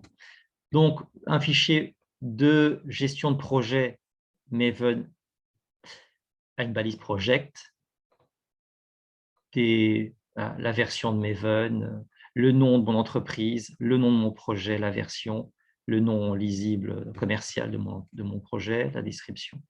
Puis on a une balise build dans laquelle on va retrouver les plugins, je passe, donc, par exemple la version de Java, la version de Maven, etc. Mais c'est surtout qu'on va ajouter les dépendances avec une balise dependencies. C'est celle-là que vous trouvez quand vous allez sur Maven Repository. Vous dites, moi, je veux la version Intel. Je ne vais pas prendre la 1.4.16 justement, du coup. Je vais aller prendre la version 1.4.10, celle-là. Et il me dit, ben voilà, tu dois ajouter cette balise dans ton fichier POM. Alors, il n'y a pas que Maven dans le monde, il y a d'autres gestions de dépendances. Ce qui est très connu également, c'est Gradle. Et sa syntaxe est plus simple que Maven, mais Maven est très, très connu. Donc, je copie ça et puis je viens. Attention, la balise n'est pas présente. Il faut l'ajouter si elle n'est pas présente. Dependencies au pluriel. Et dans cette balise au pluriel, on met notre balise au singulier. C'est d'une logique implacable. Dependency au singulier, dependencies au pluriel. Et toutes les librairies que j'aurai, je les mettrai dans cette balise dependencies au pluriel. Alors, attention. Attention. Vous voyez que pour l'instant, on n'a que ça. Au moment où je vais sauver, paf, il se produit quelque chose ici en bas. Je suis en train de construire le workspace. Hop, il a fini. Et il a téléchargé les dépendances Maven. Et voilà. Il m'a téléchargé cette version-là. Avec la dépendance XPP3, parce que il se peut qu'Xstream utilise celle-là. On avait vu tout à l'heure qu'on pouvait faire un new DOM driver ou un new Stacks. Et Stacks avait besoin de ça, etc. Bon, en tout cas, il m'a téléchargé ces trois-là parce que ces deux-là sont dépendantes Xstream. Et dès lors, j'ai plus de problème dans mon code ici. La classe Xstream est reconnue. Donc, tout est passé par l'ajout dans le fichier POM.xml des librairies dont mon projet a besoin. Bon, maintenant, essayons de voir si ça fonctionne. Qu'est-ce que j'ai changé? Oui. Je vais remettre site, c'est ça que je veux.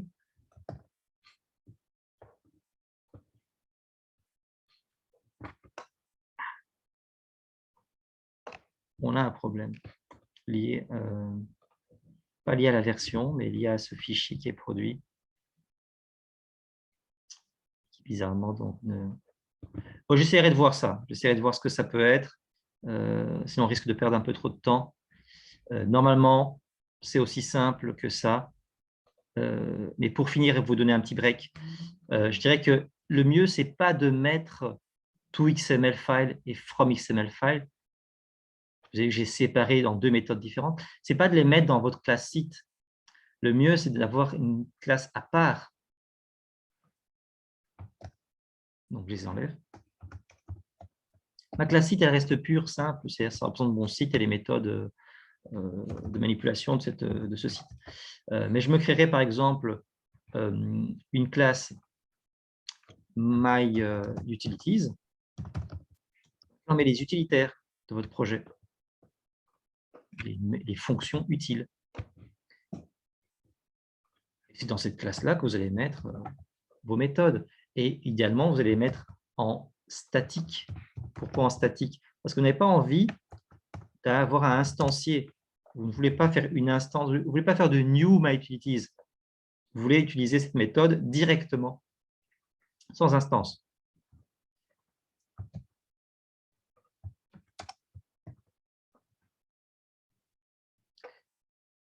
Et du coup, maintenant qu'on n'est plus dans une classe site, ce 10, qu'est-ce que c'est? On doit lui donner en paramètre. Je lui donne en paramètre un site et le nom, l'adresse du fichier. Et c'est ce site que je lui ai donné en paramètre qu'il va devoir convertir en fichier. Je vais mettre mes alias. Et ici, même chose. Je lis un fichier et oui, je le return. Très bien, il est dans le return ici.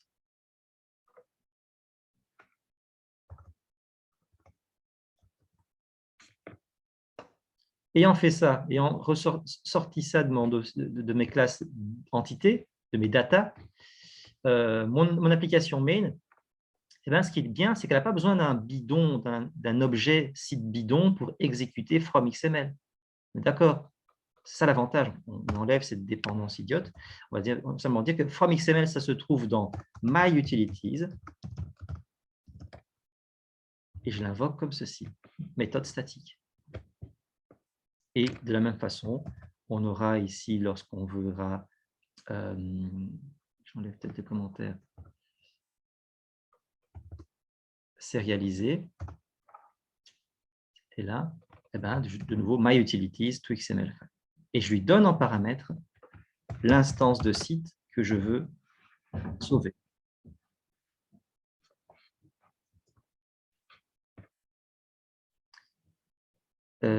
Ici, je ne le redéclare pas. Voilà.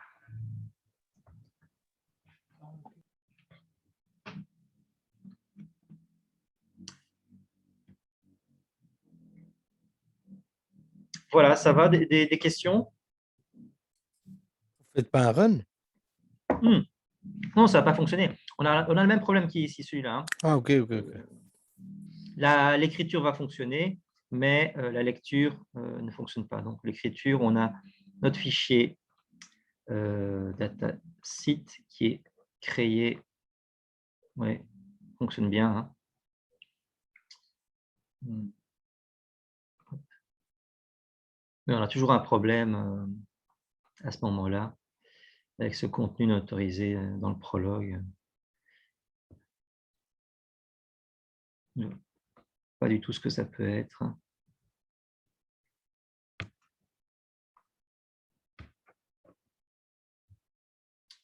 Non. Très étrange. Si je prends peut-être une version encore plus ancienne, tiens. Oui, mon pomme. Oui, je peux faire ça. Hein. Version 1. Il faut même vérifier si c'est exact. Une version 1.0, oui.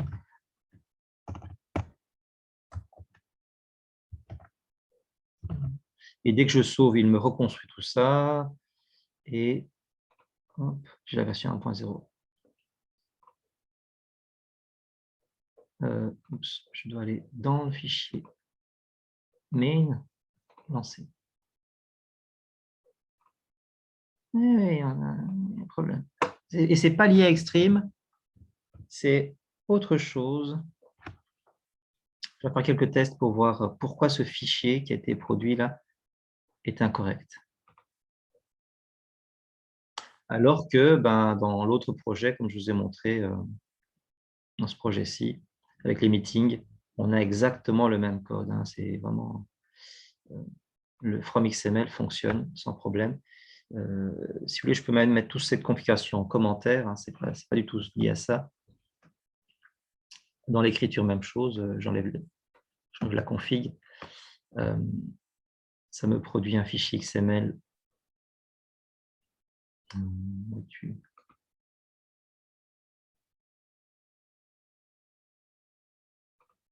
Ici, oui, voilà, qu'il peut lire. Mais l'icône est différente. Hein. On a une icône différente ici. Donc, il y a quelque chose d'étrange. Là, j'ai design. Voilà, c'est ça que j'avais les années précédentes, les années sources. Et ici, on a ce truc-là. Je vais investiguer. Un petit break. Et après, je vous parle de JSON. Vous allez voir qu'avec JSON, ce n'est pas très compliqué vu qu'on va utiliser la même librairie. C'est ça l'avantage. Et on va juste lui dire qu'on ne fait pas de l'XML, mais du JSON, quoi. Très simplement. Donc, il est... On ferait vraiment un petit break ou alors on n'enchaînerait pas directement avec JSON? Ah, ben c'est comme vous voulez. Je ne sais pas, parce que si on fait 10-15 minutes de pause, je ne sais pas à quelle heure ça va finir. Autant... Je pense que c'est mieux d'enchaîner aussi, hein, mais après, voilà. Ok. Je préfère aussi enchaîner directement jusqu'à la fin. Très, très bien, ça va. Alors, côté JSON, vous avez le JSON tutoriel ici. Et donc, on vous dit que il y a 2 drivers pour JSON, un JSON Hierarchical Stream Driver ou bien JSON Mapped XML Driver. Et puis, on vous explique les dépendances additionnelles de l'un et de l'autre et le type de rendu. Quand est-ce que vous avez besoin plutôt de celui-là ou quand est-ce que vous avez besoin plutôt de celui-là. Voilà, ça, c'est un peu à lire. Le JSON Driver, en tout cas, lui, va utiliser JSON Stacks Drive Parser, le parseur qui permet de lire et d'écrire des fichiers au format JSON. Il est fourni dans Xstream, vraiment, il fait partie des packages. Ou bien vous pouvez le télécharger vous-même manuellement à part. Okay. Donc, comment ça fonctionne? Eh bien, ici, par exemple, il travaille avec une classe produit, un objet produit, un nom, ça peut être donc une référence, un prix. Instance d'Xstream, on lui donne non pas le DOM driver, mais le JSON Maps XML driver. Il y a marqué XML, mais en fait, il va produire du JSON. Et on définit le mode. Je vais expliquer ça tout à l'heure. Les alias, éventuellement, rappelons-nous les alias, c'est pour ne pas avoir le nom des packages, mais juste avoir ce nom-là comme balise en XML, comme clé en JSON. Et puis la même fonction, tout XML, l'objet qu'on veut convertir. Et ça nous produit ceci. Voilà, un objet JSON est une accolade dans laquelle il y a clé, valeur. Un produit est défini par un name, banana, un ID, 123, et un price, 23,0. Si vous voulez que ce texte JSON soit formaté, non pas sur une seule ligne, mais sur plusieurs lignes, vous avez également la possibilité d'utiliser plutôt JSON Hierarchical Stream Driver. À ce moment-là, il va vous formater sur des lignes différentes, chaque propriété. Il y a encore moyen, ce deuxième parseur-là, ce deuxième driver-là, de lui fournir en classe anonyme. Donc, soit vous fournissez JSON Hierarchical Stream Driver, soit JSON Stream Driver, et l'implémentation d'une des méthodes abstraites de cette classe-là, et donc une méthode Hierarchical Stream Writer pour fournir encore d'autres trucs. Et dans quel but? Pour ajouter cette option-là, Drop Root Mode, qui permet de supprimer quoi? La clé product qui est là. La racine, finalement. On a alors du coup ceci. OK. L'inverse, on doit lire un fichier JSON. Donc ici, en termes au lieu d'un fichier, il a simplement mis une chaîne de caractères au format JSON. Voilà. On instancie, on lui fournit le driver, on fournit éventuellement les alias, on appelle from XML, la chaîne de caractères JSON,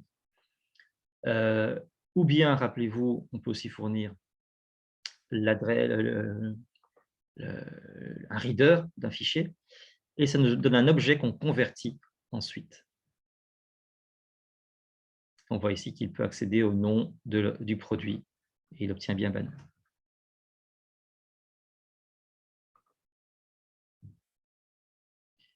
Donc, bon, ça reste.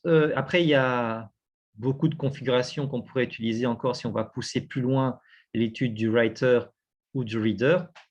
Mais si on a des besoins très, très basiques, c'est-à-dire je veux lire tout le contenu d'un fichier XML ou tout le contenu d'un fichier JSON, c'est une librairie assez pratique. Les autres librairies vous permettraient de lire séquentiellement, progressivement, et d'avoir encore plus de flexibilité dans la manipulation du fichier XML ou JSON. Je vous en montre simplement les bases, parce que ça ne sert à rien d'aller trop dans le détail. Il y a des convertisseurs, ça c'est beaucoup plus compliqué. Il y a la possibilité de parcourir en stream, progressivement, séquentiellement plutôt que globalement.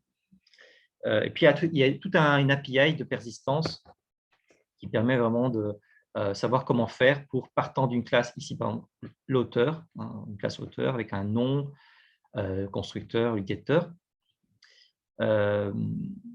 comment faire pour persister un ensemble d'auteurs.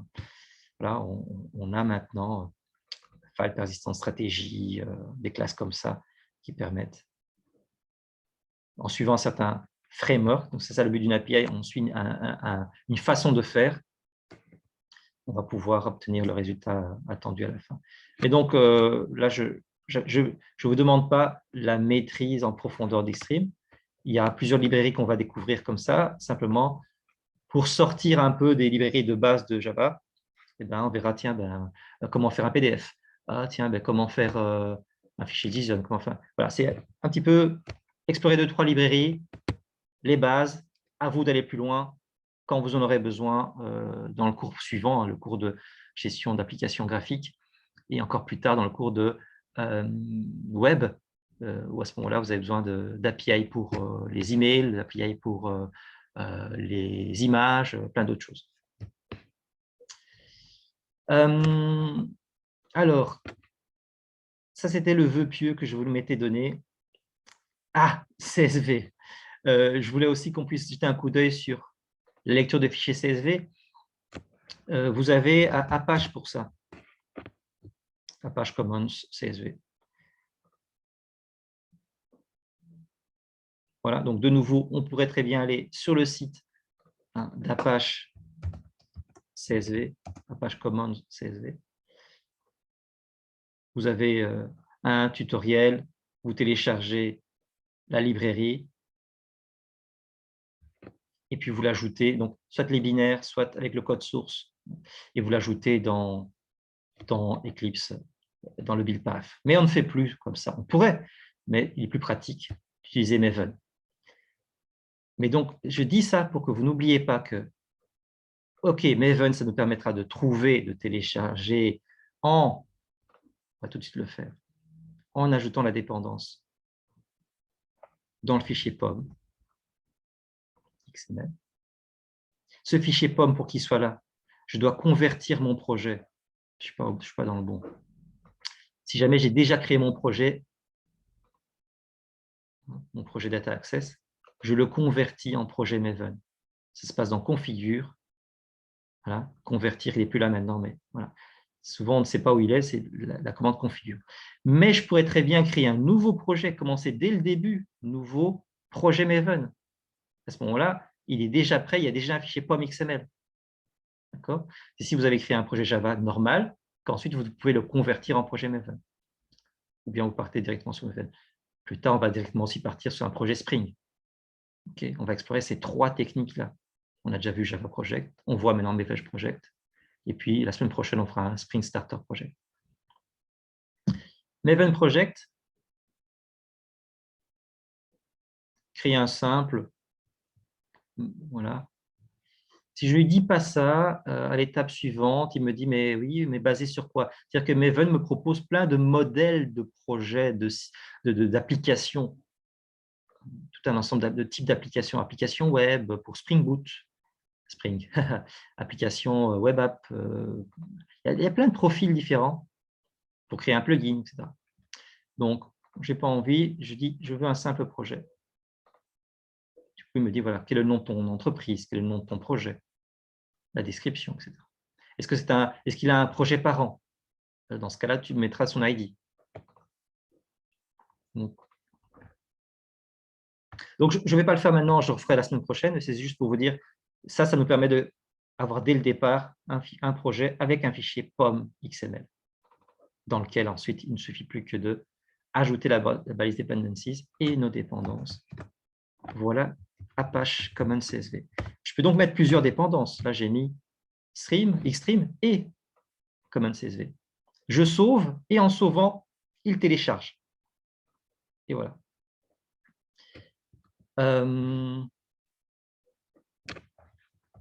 Donc, je disais, bien sûr qu'on va sur MVN Repository, on télécharge la dépendance, le texte à mettre dans le POM XML. Mais c'est intéressant de savoir le site officiel d'une librairie parce que vous y trouvez le tutoriel, vous y trouvez la documentation. Deux notions importantes, bien sûr, hein. Le guide utilisateur et la Javadoc, c'est deux choses importantes, différentes, et vous devez savoir utiliser, et vous devrez encore plus savoir l'utiliser dans les prochains cours. Donc, un tuto, c'est bien, ça permet d'avoir de l'aide, on nous explique comment faire. Alors, celui-ci, il n'est pas parfait, hein, franchement, il n'est pas très, très intuitif, ce guide utilisateur. La Javadoc, ça permet d'avoir techniquement toutes les classes de cette librairie. La classe CSV Parser pour lire, la classe CSV Printer pour écrire. Et là, on peut voir cette classe-là, elle a comme classe mère la classe Object, ok, d'accord. Elle a des implémentations d'interface, closable, auto-closable, iterable de CSV Record. Ok. On peut alors, du coup, en cliquant, explorer cette interface. On peut voir que une petite description ici, ça permet de parser un fichier CSV avec différents formats. Il y a plusieurs dialectes CSV, donc comme j'en ai déjà parlé, hein, et donc on va pouvoir lui dire quel dialecte on utilise. Il y a plusieurs façons de créer des instances. Donc on voit que même dans la documentation, il y a aussi un petit peu des explications dans le style tutoriel, mais ce n'est pas toujours garanti. La méthode parse, on donne un fichier, un objet file, un jeu de caractères et un format CSV.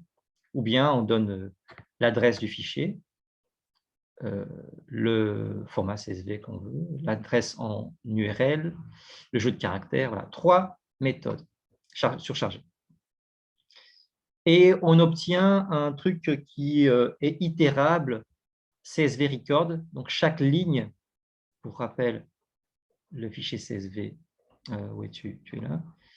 Chaque ligne est un enregistrement, un record, un peu comme dans les bases de données.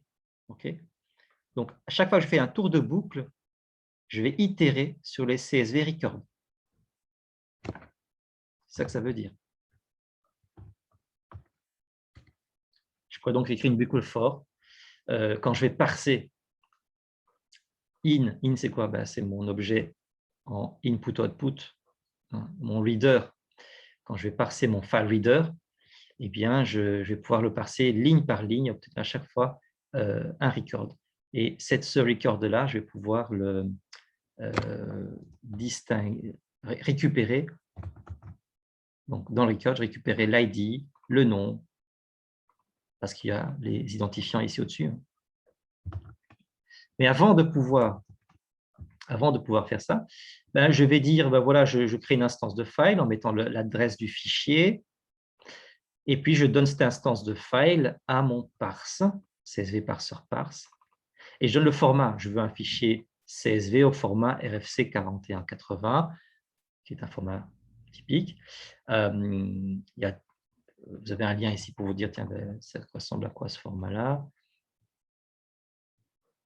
Une spécification un peu longue, un peu détaillée, qui dit voilà, protection avec des double quotes, etc.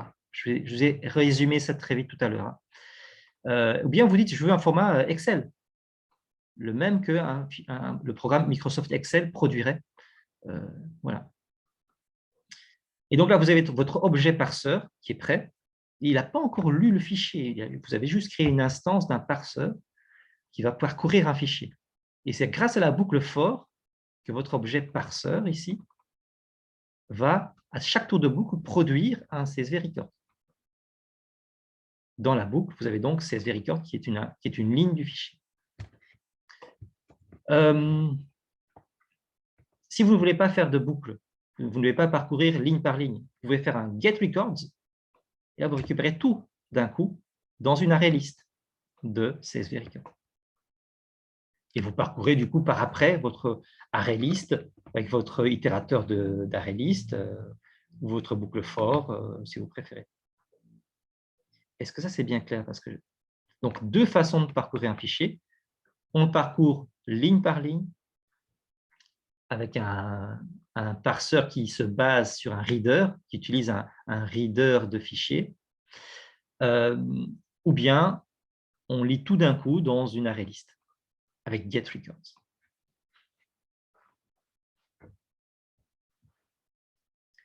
Qu'est-ce qu'on a d'autre comme méthode dans cette classe CSV parseur? Close pour fermer le flux si on n'a plus besoin de lire dedans. Get to line number, où est-ce que tu en es à chaque tour de boucle? Si on ne fait pas la lecture globale et qu'on fait une ligne par ligne, on peut récupérer le numéro de la ligne. Get first end of line, récupère la première fin de ligne rencontrée dans la chaîne. Get header map va récupérer donc une copie des lignes d'en-tête. C'est quoi ça, ligne d'en-tête? C'est ceci. La première ligne contient le nom des colonnes. Okay. Et donc, ça nous renvoie sous forme de map. Rappelez-vous, les maps sont dictionnaires, clés et valeurs. À chaque clé correspond une valeur. Headers name, on a une array list des noms. Donc, ça, c'est peut-être plus pratique. Plutôt que d'avoir une map, on a chacun de ces en-têtes sous forme de chaîne de caractères dans une array list.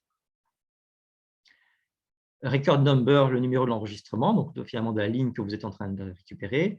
Get records récupère toutes les lignes d'un seul coup. IsClose vérifie si notre flux est fermé ou pas, notre parseur est fermé. Itérator, on récupère l'itérateur sur nos records.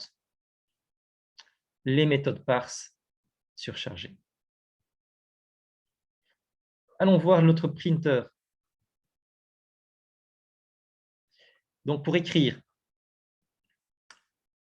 alors ça implémente Flushable.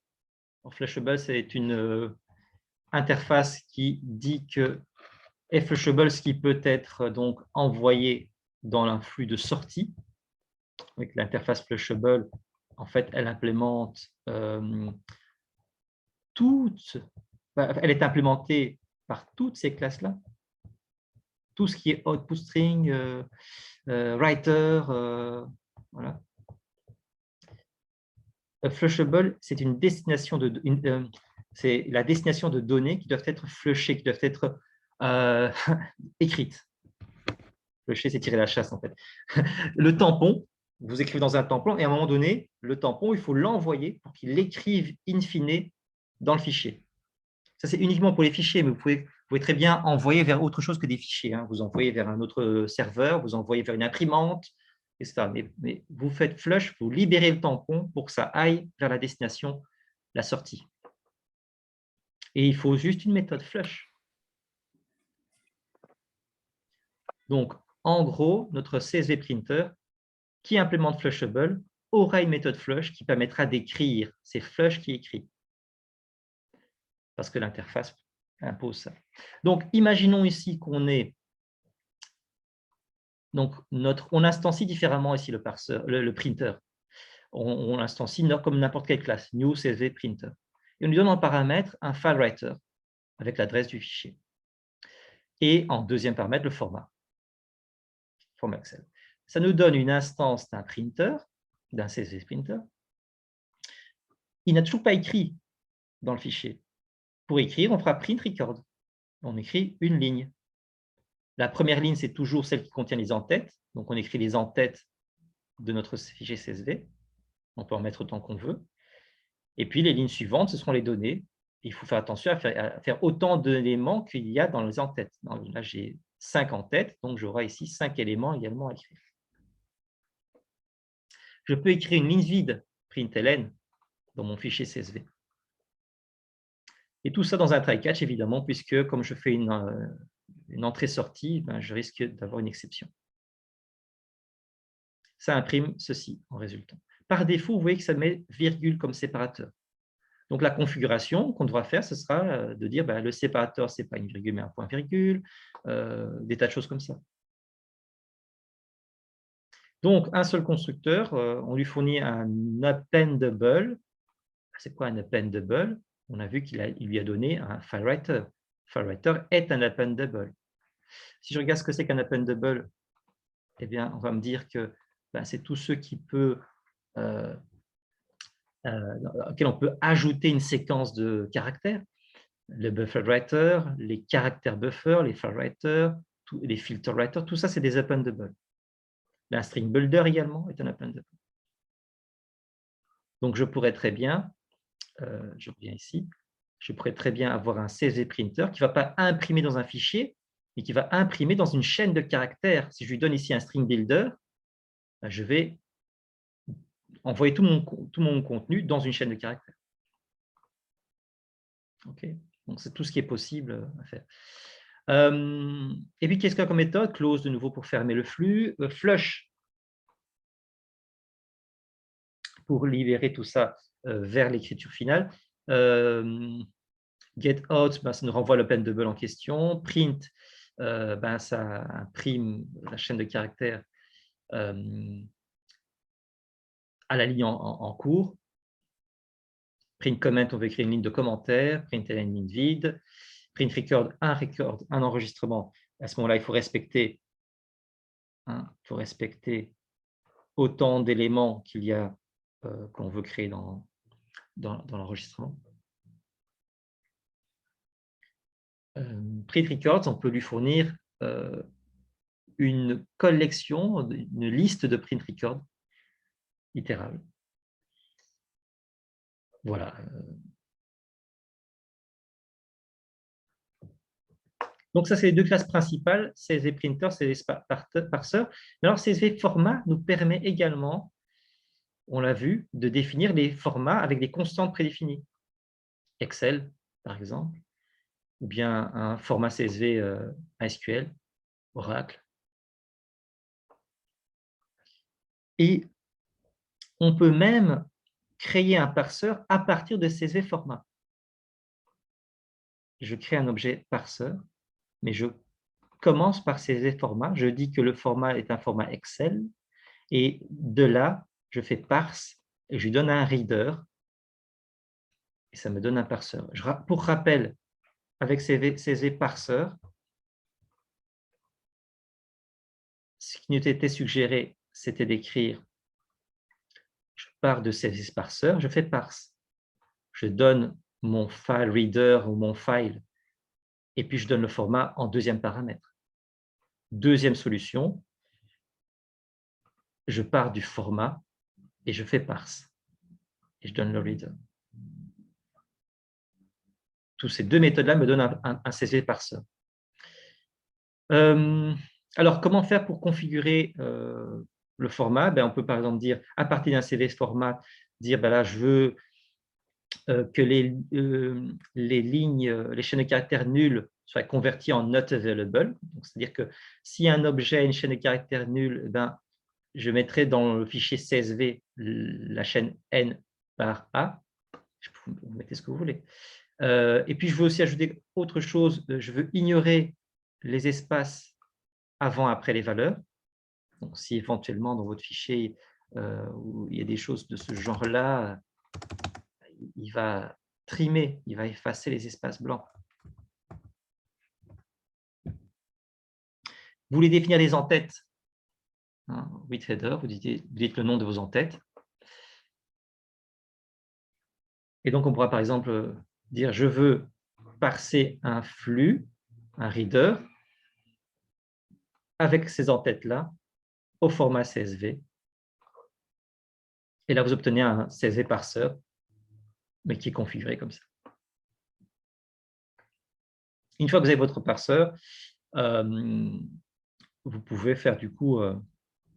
non, ça, ce n'est pas montré ici. Une fois que vous avez votre parseur, vous faites votre boucle et vous avez des CSV records. Et de là, vous pouvez faire get pour obtenir la valeur de telle ou telle colonne. Donc, par exemple, si vous cherchez la valeur de l'ID, vous faites get ID, get nom pour avoir le nom.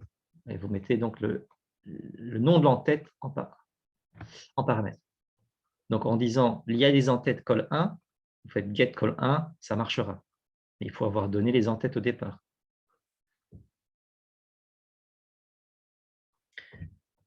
Voilà, et c'est tout ce qu'il y a là-dedans. C'est simplement il y a des constantes de format, et puis vous avez des méthodes de formatage, des méthodes pour dire il y a des entêtes, il y a tous les WID, je vais directement aller dessus.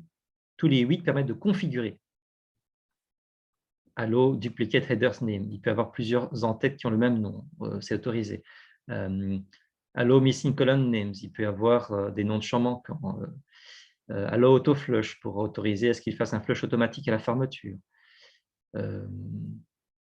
Oui, délimiteur. Là, je ne même pas de changer le délimiteur, mettre un point virgule à la place de la virgule. With escape, avec les barres d'échappement pour protéger les guillemets doubles. With first record as header, la première ligne du fichier est un en-tête, sont les en-têtes. Donc tous les 8, c'est la configuration. Après, les get, vous les connaissez, c'est les getters pour récupérer telle ou telle information. Il y a plein de getters. Les is, c'est les méthodes pour analyser et déterminer si telle et telle chose sont dans tel état. Est-ce que le marqueur de commentaire a été activé? Est-ce que le caractère d'échappement a été activé, etc. La méthode parse, on a vu, qui permet du coup d'obtenir un CSV parseur. La méthode print, qui permet d'obtenir un CSV printer. OK. Donc, ça veut dire qu'on peut créer un printer, on l'a vu, soit en faisant donc new CSV printer, ou bien de la même façon, on part d'un CSV pour format, on fait print, on obtient un CSV printer aussi. Oui. Donc, moi, je préférais vous montrer ça à travers la Javadoc pour vous montrer que finalement, on peut étudier la documentation. Il n'y a pas beaucoup de classes. Hein. Du coup, c'est intéressant de voir chaque classe. Et pour terminer, la CSV Record qui va représenter donc chaque ligne. Hein, chaque ligne est un CSV Record. Qu'est-ce qu'on peut faire? On peut faire get pour obtenir soit le IM élément, soit l'élément avec le nom de l'entête que l'on a donné. On peut récupérer les commentaires, le parseur, le numéro d'enregistrement, des choses comme ça. Size, le nombre de records qu'il y a. Donc, c'est intéressant d'étudier ça à travers la documentation parce que quand on regarde finalement et je l'ai perdu, où est-il? Quand on regarde le tutoriel, hein, le user guide, ce n'est pas tout à fait très lisible. Il y a un exemple ici. Voilà. Oui, voilà, c'est la boucle. Comment gérer certains types de fichiers, tray family, on ferme le parseur, on ferme le reader. Vous avez des exemples, vous pouvez utiliser, copier-coller, mais ce n'est pas complet. Travailler avec des en-têtes. Donc, si jamais, en lisant le guide, vous avez des trous, n'hésitez pas à aller voir la documentation. Je vous rappelle que c'est vraiment une compétence que vous devez vous exercer à développer, même si c'est difficile à lire. Soyez dans les deux, tutoriel, guide et documentation. Là, je ne vous le fais pas. Hein, je ne le fais pas dans le projet ici. Je ne vous le montre pas parce que c'est le devoir. Voilà. Donc, j'ai fait la partie XML avec vous et la partie JSON, je vous ai montré finalement que c'était assez simple de la modifier. La partie, et donc, dans le devoir, ce que je vous demande, c'est de récupérer l'instance de site. Et je vais essayer de voir un petit peu pourquoi est-ce qu'on a un problème de lecture. et essayer de résoudre ça avant la semaine prochaine, comme ça, vous n'aurez pas de soucis. Faire la même chose pour CV, faire la même chose en JSON. Et puis après, au moment de l'écriture, vous modifiez les données et puis vous les sauvez à nouveau dans le fichier XML, CSV ou JSON.